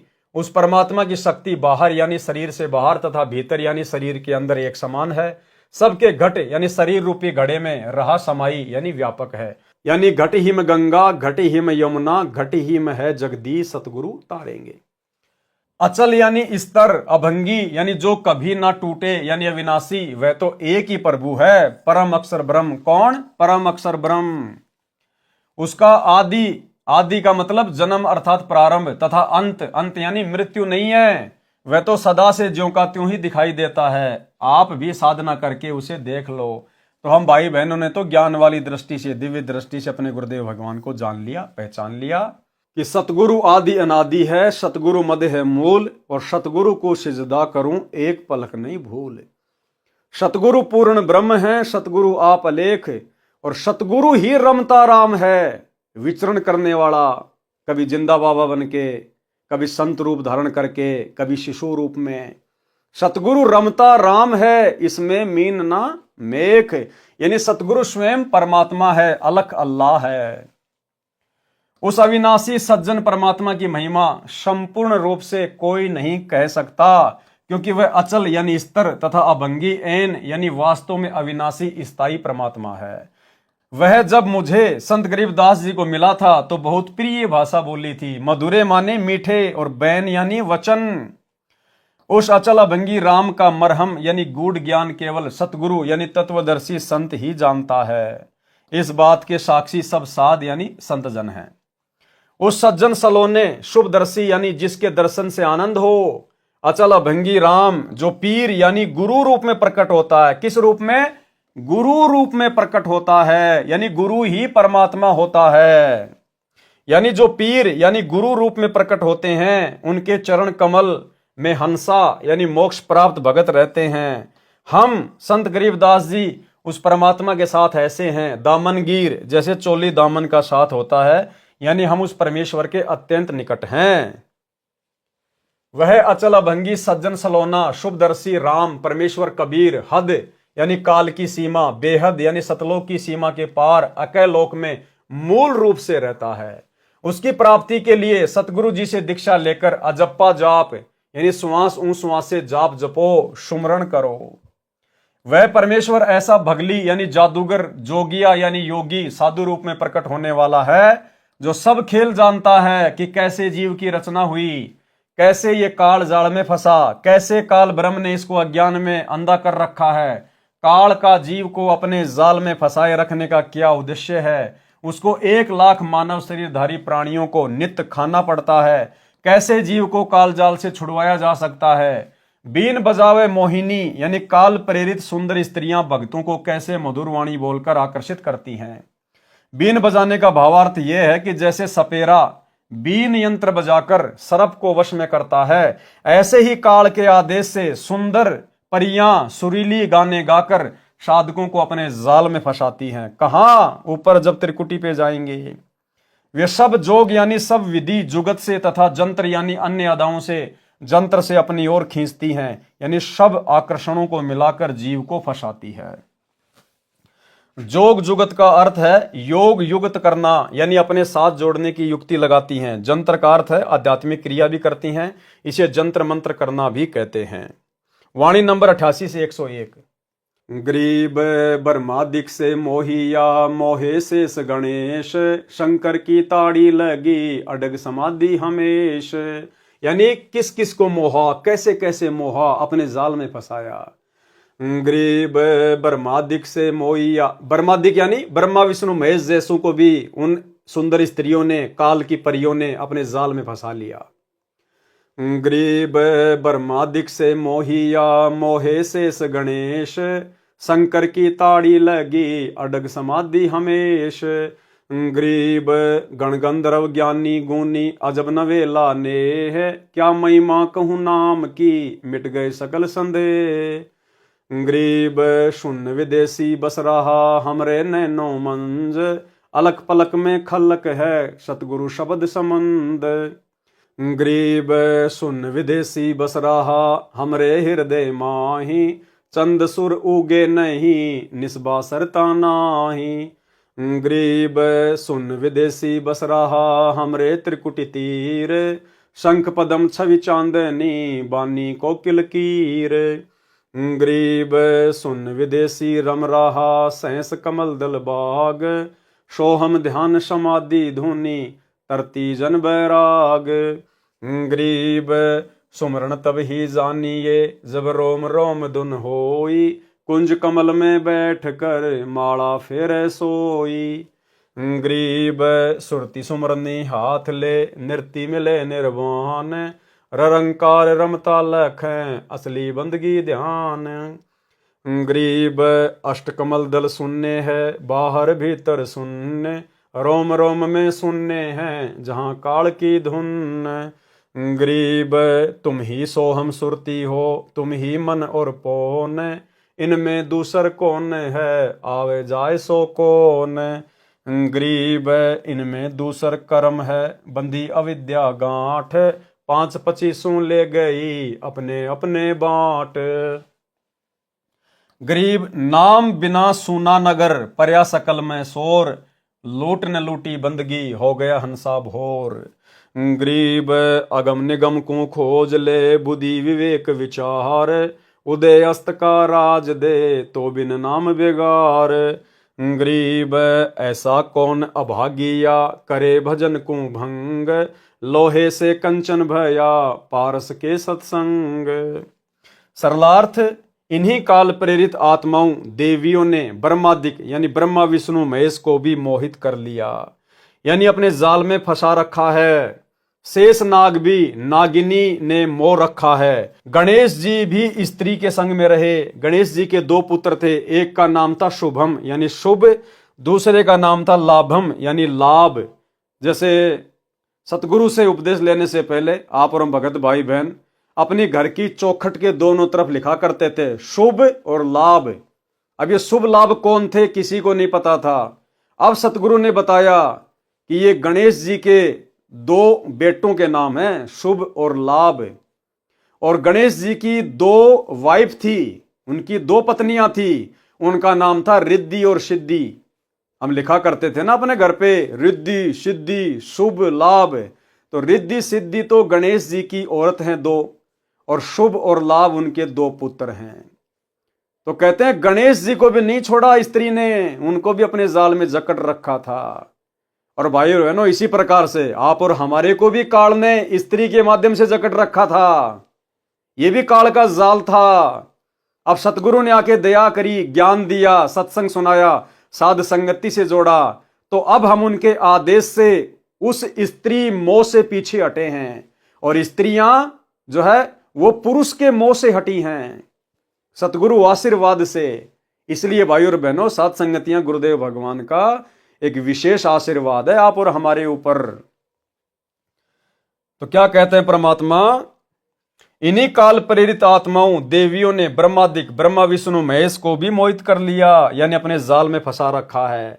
शेष नाग भी नागिनी ने मोह रखा है। गणेश जी भी स्त्री के संग में रहे। गणेश जी के 2 पुत्र थे, एक का नाम शुभ, दूसरे का लाभ।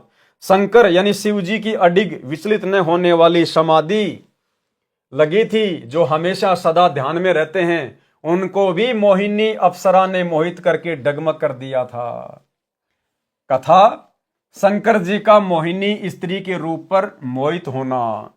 अब भाई और बहनों, शंकर भगवान तीनों लोकों में संहार करने वाला, जो 3 सेनापति हैं काल के, ब्रह्मा विष्णु महेश, तीनों लोकों में जो एक एक पोस्ट के अधिकारी हैं, तो शंकर जी ने 88,000 वर्ष तक तप किया, ध्यान लगाया, समाधि लगाई कामदेव को समाप्त करने के लिए। और काल ने क्या चाल चली भाई और बहनों? काल ने अचानक से शंकर जी के सामने कामदेव को प्रकट कर दिया और एकदम से कामदेव उसकी आंखों के सामने भस्म हो गया। शंकर जी को अहंकार हो गया कि मैंने कामदेव पर विजय प्राप्त कर ली, अब मैं कभी भी स्त्री मोह में नहीं फंसूंगा। और इस बात की चर्चा वो जगह जगह जाके करने लग गया, मान बढ़ाई में आके, कि मैंने कामदेव पर विजय प्राप्त कर ली, मैंने कामदेव पर विजय प्राप्त कर ली। अब मुझे स्त्री का मोह दुखी नहीं कर सकता, विषय वासना में नहीं फंस सकता। आप और हमारे लिए शिक्षा है, विशेषकर जो भाई बहन साध संगति से जुड़े हुए हैं और जिन्होंने अपने गुरुदेव के विशेष आशीर्वाद से इस कामदेव पर विजय प्राप्त कर ली है। यानी ये बोलना पड़ता है, बाकी आप और हमें अच्छे से अपनी औकात, अपनी हैसियत का पता है। परमात्मा जानी जान है कि हम किस भाव से बोल रहे हैं। सतगुरु के बिना तो हम सुअर के टट्टी हैं, सुअर के टट्टी। हमारी इतनी भी औकात नहीं है यहां पर। ये तो गुरुदेव भगवान की विशेष रजा से, उनकी मेहर से, उनके आशीर्वाद से, जिस स्त्री मोह से, स्त्री जाल से, विषय वासना से, संभोग क्रिया से ये तीनों देवता ब्रह्मा विष्णु महेश नहीं बच पाए। आप और हमारे जैसे 2 कौड़ी के तटपुंजियों की भला क्या औकात। लेकिन परमात्मा कहते हैं, सिर पर साई सत्य है तो को क्या भय रे। इसलिए हमने अभिमान नहीं करना इस बात का। ये बार बार जो हम इस प्रकार की बातें बताते हैं या सत्सेवक भाई बहन जो बताते हैं, वीडियो बनाते हैं, ये केवल अन्य भगत भाई बहनों को जागृत करने के लिए, उनको समझाने के लिए कि आप भी अपने गुरुदेव को प्रसन्न करो, मर्यादा में रह के भक्ति करो, अपने आत्म कल्याण की चिंता पैदा करो, ताकि गुरुदेव भगवान आपके ऊपर भी दया बख्शें, आप भी संभोग क्रिया से दूर हो जाएं, विषय वासनाओं से दूर हो जाएं। अन्यथा आप कभी भी परमात्मा को अपने हृदय में विराजमान नहीं कर पाओगे। केवल अन्य भाई बहनों को प्रेरित करने के लिए, समझाने की दृष्टि से दास बार बार बोलता है, वीडियो बनाता है, कोई मान बड़ाई वश नहीं, क्योंकि हमारी कोई औकात नहीं। तो शंकर जी जगह जगह जाके बताने लग गए कि मैंने विषय वासना छोड़ दी, मैंने कामदेव को भस्म कर दिया। अब काल को टेंशन हो गई। काल ने सोचा, रे अगर ये सभी लोग इसी प्रकार से अगर स्त्री से दूर होने लग गए तो भैया संतान पैदा कौन करेगा, मेरा भोजन कहाँ जाएगा, मुझे रोजाना 1 लाख खाने को कैसे मिलेंगे। तो काल ने फिर से उसके अभिमान को चूर चूर कर दिया। इसलिए भाई और बहनों, परमात्मा भी कहते हैं कि आधीनी के पास है पूर्ण ब्रह्म दयाल, और मान बड़ाई मारियो बेअदबी सिरकाल। और परमात्मा कहते हैं कि बेअदबी भावे नहीं साहिब के ताही, और अजाजील ने बंदगी एक पल माही भाई, एक पल में। और अहंकार का यानी घमंड का और सतगुरु रामपाल जी भगवान का तो खड़ा एक्सीडेंट है, कभी एक साथ नहीं रह सकते।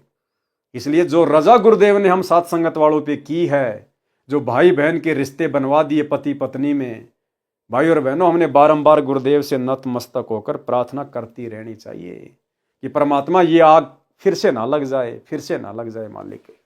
तो शंकर जी ने अभिमान किया, तो शंकर के अभिमान को तोड़ा। कथा शंकर जी का मोहिनी स्त्री के रूप पर मोहित होना। जिस समय दक्ष की बेटी यानी उमा शंकर जी की पत्नी ने श्री रामचंद्र जी की वनवास में सीता रूप बनाकर परीक्षा ली थी, श्री शिव जी ऐसा न करने को कहकर घर से बाहर चले गए थे। सीता जी का अपहरण होने के पश्चात श्री राम जी अपनी पत्नी के वियोग में विलाप कर रहे थे, तो उनको सामान्य मानव जानकर उमा जी ने शंकर भगवान की उस बात पर विश्वास नहीं हुआ कि ये विष्णु जी ही पृथ्वी पर लीला कर रहे हैं। और गुरुदेव भगवान ने बताया कि ये कोई लीला वाला नहीं कर रहे थे रामचंद्र, दशरथ का बेटा रामचंद्र कोई लीला वाला करने के लिए नहीं आया था। ये लीला तो उन लोगों को दिखाई देती है जो अभी तत्व ज्ञान से अपरिचित हैं। वो केवल अपना कर्म भोगने आया था। नारद जी ने उनको जो श्राप दिया था ना, वो केवल अपना श्राप भोगने आया था, कोई लीला वाला करने नहीं आया था। जब उमा जी सीता जी का रूप बनाकर श्री राम के पास गई तो वे बोले, हे दक्ष पुत्री माया, भगवान शंकर को कहां छोड़ आई? इस बात को श्री राम जी के मुख से सुनकर उमा जी लज्जित हुई और अपने निवास पर आई। शंकर जी की आत्मा में प्रेरणा हुई कि उमा ने परीक्षा ली है। शंकर जी ने विश्वास के साथ कहा कि परीक्षा ले आई। उमा जी ने कुछ संकोच करके भय के साथ कहा कि परीक्षा नहीं ली अविनाशी। शंकर जी ने सती जी को हृदय से त्याग दिया था, पत्नी वाला कर्म भी बंद कर दिया था, बोलना भी बंद कर दिया। तो सती जी अपने घर राजा दक्ष के पास चली गई। राजा दक्ष ने उसका आदर नहीं किया क्योंकि उसने शिव जी के साथ विवाह पिता की इच्छा के विरुद्ध किया था। राजा दक्ष ने हवन कर रखा था। कौन सा हवन? जो ये हरियाणा के गोहाना की दादा गोसाई गौशाला में चल रहा है। शास्त्र विरुद्ध हवन, मनमाना आचरण। राजा दक्ष ने हवन कर रखा था। हवन कुंड में छलांग लगाकर सती जी ने प्राणांत कर दिया था, यानी शरीर का अंत कर दिया था। शंकर जी को पता चला तो अपनी ससुराल आए। राजा दक्ष का सिर काटा, फिर उस पर बकरे का सिर लगाया। अपनी पत्नी के कंकाल को उठाकर 10,000 वर्ष तक उमा उमा करते हुए पागलों की तरह फिरते रहे। एक दिन भगवान विष्णु जी ने सुदर्शन चक्कर से उस कंकाल को टुकड़े टुकड़े कर दिया। विष्णु जी ने नहीं किया भाई और बहनों, ये तो परमात्मा अपने आप को छुपाते हैं। स्वयं कबीर परमेश्वर सतगुरु रामपाल जी ने उस कंकाल के टुकड़े टुकड़े किए सुदर्शन चक्कर से। उसके 52 टुकड़े हुए, जहां जहां भी गिरे वहां वहां यादगार रूप में मंदिर बनवाए गए, जो 52 द्वारे कहे जाते हैं। जहां पर धड़ गिरा वहां पर वैष्णव देवी मंदिर बना, जहां पर आंखें गिरी वह नैना देवी मंदिर बना, जहां पर जीभ गिरी वहां पर ज्वाला जी का मंदिर बना, तथा पर्वत से अग्नि की लपटें निकलने लगी। तब शंकर जी सचेत हुए तथा अपनी दुर्गति का कारण कामदेव सेक्स को माना। कामदेव वश हो जाए तो न स्त्री की आवश्यकता है और न ऐसी परेशानी हो, ये विचार करके हजारों वर्ष काम सेक्स का दमन करने के उद्देश्य से तप किया। एक दिन कामदेव उनके निकट आया और शंकर जी की दृष्टि से भस्म हो गया। शंकर जी को अपनी सफलता पर असीम प्रसन्नता हुई, लेकिन हमने भाई और बहनों मान बढ़ाई के हिसाब से प्रसन्नता जाहिर नहीं करनी। हमें प्रसन्नता तो है कि गुरुदेव भगवान ने हमारे ऊपर वो दया कर दी जो दया ब्रह्मा विष्णु महेश के ऊपर भी नहीं है, बड़े से बड़े साधु संत महात्माओं के ऊपर भी नहीं हुई। हमें केवल इस बात की प्रसन्नता होनी चाहिए कि मैं अब अच्छे से भक्ति करूंगा। मेरे गुरुदेव ने मेरे ऊपर रजा बख्शी है, मुझे विकारों से दूर किया है। लेकिन शंकर जी को इन सब बातों की सोचकर प्रसन्नता नहीं हुई। उसको तो फिर अहंकार आ गया, मन में घमंड समा गया कि मैंने कामदेव पर विजय प्राप्त कर ली।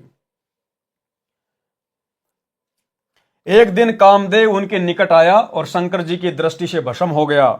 शंकर जी को असीम सफलता पर असीम प्रसन्नता हुई।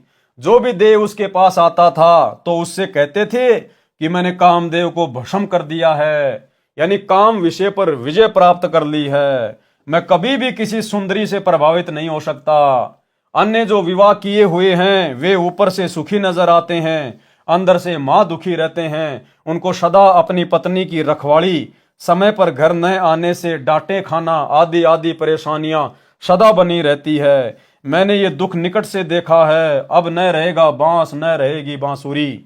शंकर जी क्या कह रहे हैं कि अगर मैं कभी कभार घर पे लेट जाता था तो पार्वती मेरे को डांटा करती थी, कहां मर गया था, इतनी देर क्यों लगा दी, कहां कहां घूमता है।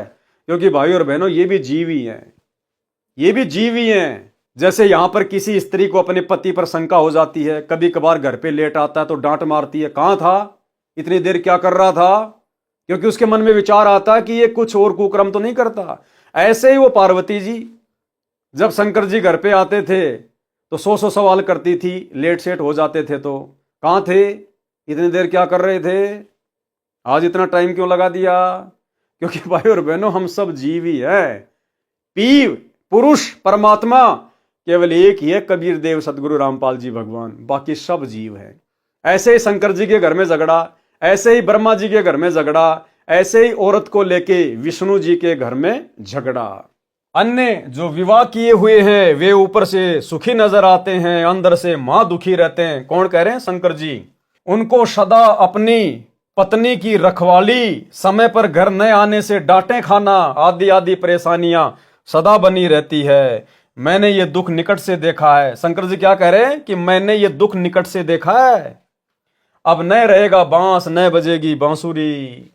काल ब्रह्म को चिंता बनी कि यदि सब इस प्रकार स्त्री से घृणा करेंगे तो संसार का अंत हो जाएगा। मेरे आहार के लिए 1,00,000 मानव कहां से आएंगे? इस उद्देश्य से नारद जी को प्रेरित किया। एक दिन नारद मुनि जी आए, उनके सामने भी शिव जी ने अपनी कामदेव पर विजय प्राप्त की कथा सुनाई। नारद जी ने भगवान विष्णु को यथावत सुनाई। श्री विष्णु जी को काल ब्रह्म ने प्रेरणा की, भाई की परीक्षा करनी चाहिए कि ये कितने खरे हैं। काल ब्रह्म की प्रेरणा से एक दिन शिव जी विष्णु जी के घर के आंगन में आकर बैठ गए। सामने बहुत बड़ा फलदार वृक्षों का बाग था, भिन्न भिन्न प्रकार के फूल खिले थे, बसंत जैसा मौसम था। श्री विष्णु जी शिव जी के पास आकर बैठ गए, कुशल मंगल जाना। फिर विष्णु जी ने पूछा, सुना है कि आपने काम पर विजय प्राप्त कर ली है। शिव जी बोले, हाँ, मैंने कामदेव का नाश कर दिया है। कुछ देर बाद शिव जी के मन में प्रेरणा हुई कि भगवान, मैंने सुना है कि सागर मंथन के समय आप जी ने मोहिनी रूप बनाकर राक्षसों को आकर्षित किया था। आप उस रूप में कैसे लग रहे थे? मैं देखना चाहता हूं। पहले तो बहुत बार विष्णु जी ने मना किया, परंतु शिव जी के हट के सामने स्वीकार किया और कहा कि कभी फिर आना, आज मुझे किसी आवश्यक कार्य से कहीं जाना है। ये कहकर विष्णु जी अपने महल में चले गए। शिव जी ने कहा कि जब तक आप वह रूप नहीं दिखाओगे मैं भी जाने वाला नहीं हूं। कुछ ही समय के बाद शिव जी की दृष्टि बाग के एक दूर वाले कोने में एक अप्सरा पर पड़ी, जो सुंदरता का सूर्य थी। इधर उधर देखकर शिव जी उसकी ओर चल पड़े। ज्यों ज्यों निकट गए त्यों त्यों वह सुंदरी अधिक सुंदर लगने लगी, और वह अर्धनग्न वस्त्र पहने थी। कभी गुप्तांग वस्त्र से ढक जाता तो कभी हवा के झोंके से आधा हट जाता। सुंदरी ऐसे भाव दिखा रही थी कि जैसे उसको कोई नहीं देख रहा है। जब शिवजी को निकट देखा तो शर्मा कर तेज चाल से चल पड़ी। शिवजी ने भी गति बढ़ा दी, स्पीड बढ़ा दी। बड़े परिश्रम के पश्चात तथा घने वृक्षों के बीच मोहिनी का हाथ पकड़ पाए। तब तक शिवजी का शुक्रपात हो चुका था। उसी समय सुंदरी वाला स्वरूप श्री विष्णु रूप बन गया। भगवान विष्णु जी शिव जी की दशा देखकर मुस्कुराए तथा कहा कि ऐसे उन राक्षसों से अमृत छीन कर लाया था। वे राक्षस ऐसे मोहित हुए थे जैसे मेरा छोटा भाई कामजीत, यानी शंकर जो अपने आप को कामजीत कह रहा था। विष्णु जी कह रहे हैं कि जैसे मेरा छोटा भाई कामजीत अब काम पराजित हो गया। शिवजी ने उसके पश्चात हिमालय राजा की बेटी पार्वती से अंतिम बार विवाह किया। पार्वती वाली आत्मा वही है जो सती जी थी। पार्वती रूप में अमरनाथ स्थान पर अमर मंत्र शिवजी से प्राप्त करके शिवजी की आयु तक अमर हुई। इस प्रकार वाणी में कहा है कि शंकर जी की समाधि तो अडिग न डिगने वाली थी, जैसा पौराणिक मानते हैं। वह भी मोहे गए, माया के वश हो गए। तो भाई और बहनों, सोचो, जब ऐसे बड़े बड़े महापुरुष जिनके आगे आप और हमारी तो कोई औकात ही नहीं है, जैसे हाथी के सामने चींटी, जब अहंकार घमंड इनको ले डूबा तो फिर आप और हमारी क्या औकात है? यदि हमने जरा भी अहंकार किया तो, ऊपर मुंह करके चले तो यहां जो भी कुछ हो रहा है सतगुरु के आशीर्वाद से, सतगुरु की दया से। और हमने सतगुरु की दया को सतगुरु के आगे अधीन होकर, विनम्र होकर, क्योंकि वे अंतर्यामी हैं, कण कण के वासी हैं। उनका सीसीटीवी कैमरा 24 घंटे अंदर बाहर चलता है, उनसे कुछ नहीं छुपाया जा सकता। अंतर्यामी एक तुम आत्म के आधार, जो तुम छोड़ो हाथ तुम कौन उतारे पार। घट हिम गंगा घट हिम जमुना, घट हिम है जगदीश, सतगुरु तारेंगे। तो सतगुरु को तो आधीन भाव वाला भगत प्रसन्न है। गंधर्व एक मानव जाति जो गंधर्व गोत्र की है, तथा गण देवों के नौकर, जैसे शिव के गण। गणेश तो है ही गणों का ईश, तथा ज्ञानी मुनि यानी विद्वान कहे जाने वाले ऋषि जी भी अजब नवेला नेह है, यानी सुंदर युवा स्त्रियों से अजब गजब का अनोखा प्यार करते हैं। यानी सब के सब देवी देवता ये सारे के सारे भाई और बहनों इसी काल के जाल में फंसे हुए हैं, इसी विषय वासना में जकड़े हुए हैं। संत गरीबदास जी कह रहे हैं कि उस निज नाम की क्या महिमा करूं जिससे सब संदेह यानी शंकाएं समाप्त हो गई, अर्थात सतलोक में जाने के पश्चात जन्म मरण तथा विकारों से पूर्ण रूप से पीछा छूट सकता है। सतलोक प्राप्ति, मोक्ष की प्राप्ति निज नाम से होती है। वह निज नाम, सार नाम मेरे गुरुदेव जी ने मुझे दिया, उस निज नाम की क्या महिमा करूं जिसने मेरा कल्याण कर दिया। जो शून्य विदेशी यानी आकाश में शून्य में निवास करने वाला परदेशी हमारी आंखों में बसा है, यानी आंखों का तारा है, उस अलख यानी अव्यक्त जो दिखाई नहीं देता कि पलक, आंखों के ऊपर उगे बालों को पलक कहते हैं जो सेलियों के नीचे होती हैं। में खलक यानी संसार है, यानी उस परमेश्वर को भी संसार के सब जीव उतने ही प्यारे हैं, वह भी खलक को अपनी पलकों पर रखता है। यानी वो परमेश्वर अपनी आंख की जो ये पलक है इनके ऊपर पूरे संसार को समाये हुए हैं, असंख्य ब्रह्मांडों को। इतना समर्थ है वो परमात्मा जिनकी पलक के ऊपर सारी खलक मानी सृष्टि बसी हुई है। जाके अर्ध रूम पर सकल पसारा, ऐसा पूर्ण ब्रह्म हमारा। सतगुरु के शब्द यानी मोक्ष करने वाले नाम को समझ और अपना कल्याण करा। परमेश्वर जो शून्य में रहने वाला परदेशी है वह हमारे हृदय में बसा है, यानी हम अपने परमेश्वर से बहुत प्यार करते हैं। जिस स्थान पर सतलोक में परमेश्वर रहते हैं वह स्वयं प्रकाशित है, जैसे हीरा स्वयं प्रकाशित होता है। वहां पर प्रकाश करने के लिए सूर्य की आवश्यकता नहीं है। वहां पर दिन रात यानी निस यानी रात्रि और वासर यानी दिन नहीं होते। वही परदेसी सत्य पुरुष त्रिकुटी में अन्य रूप में रहता है। त्रिकुटी कमल परम हंस पूर्ण सतगुरु समर्थ आप हैं। वही परदेसी सत्य पुरुष त्रिकुटी में अन्य रूप में रहता है। उस शरीर की शोभा शंख पद्मों की रोशनी जितनी है। सतलोक में परमेश्वर के एक रोम यानी शरीर के बाल की छवि करोड़ सूर्य तथा करोड़ चंद्रमाओं जितनी है। पद्म की रोशनी तो एक चंद्रमा जैसी ही होती है। यानी त्रिकुटी पर सत्य पुरुष कम तेज वाले शरीर में विद्यमान है। त्रिकुटी तीर का अर्थ है त्रिकुटी के किनारे, यहां तीर का अर्थ किनारा है। जैसे यमुना के तीर कृष्ण बंसी बजाई रे। उस परमेश्वर जी ने कोकिल कीर यानी कोयल पक्षी जैसी मधुरवाणी बोल बोलकर ज्ञान बताया था।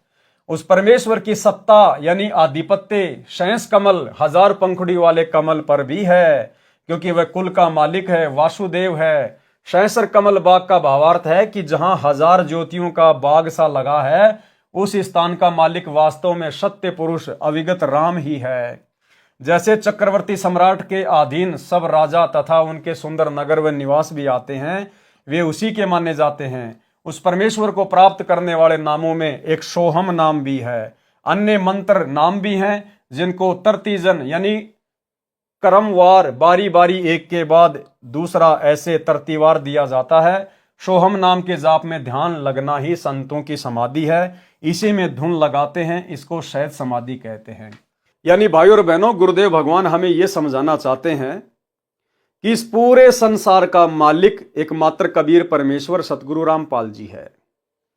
जिस प्रकार शरीर में हमारे ये कमल बने हुए हैं, मूल कमल से लेकर सहस्त्र कमल तक, उन सभी कमलों में परमेश्वर का ही निवास है, परमेश्वर का ही आधिपत्य है। ये देवता भी रहते हैं, लेकिन जैसे फूल में गंध रहती है, इस प्रकार से ओवरऑल कंट्रोल कबीर परमेश्वर सतगुरु रामपाल जी भगवान का ही रहता है। बाकी सब उनके व्यवस्थापक हैं, मैनेजमेंट वाले हैं, उनके नौकर हैं सब। सुमरण की महिमा। तो भाई और बहनों, आज के इस वीडियो में हम केवल इतना ही लेंगे। आज गुरुदेव भगवान के कर कमल से लिखित पवित्र पुस्तक मुक्ति बोध का हमने 8वें नंबर का वीडियो देखा। गुरुदेव भगवान के आशीर्वाद से बहुत कुछ हमें समझ में आया है। भक्ति मार्ग के नए नए रहस्य हमें पता चलते जा रहे हैं, जिसके चलते हमारा आत्मविश्वास बढ़ता है। भक्ति करने की जो प्रेरणा है वो प्रबल होती है। गुरुदेव भगवान में हमारा विश्वास बढ़ता है और हमें अपने आत्म कल्याण की चिंता होती है। और ये जरूरी है भाई और बहनों, क्योंकि भय बिना भक्ति नहीं हो सकती है। तो आज के वीडियो में केवल इतना ही। कल रात्रि 8 बजे सभी भाई बहन फिर से जुड़िए।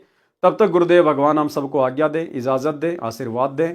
बंदी छोड़ सतगुरु रामपाल जी भगवान की जय हो।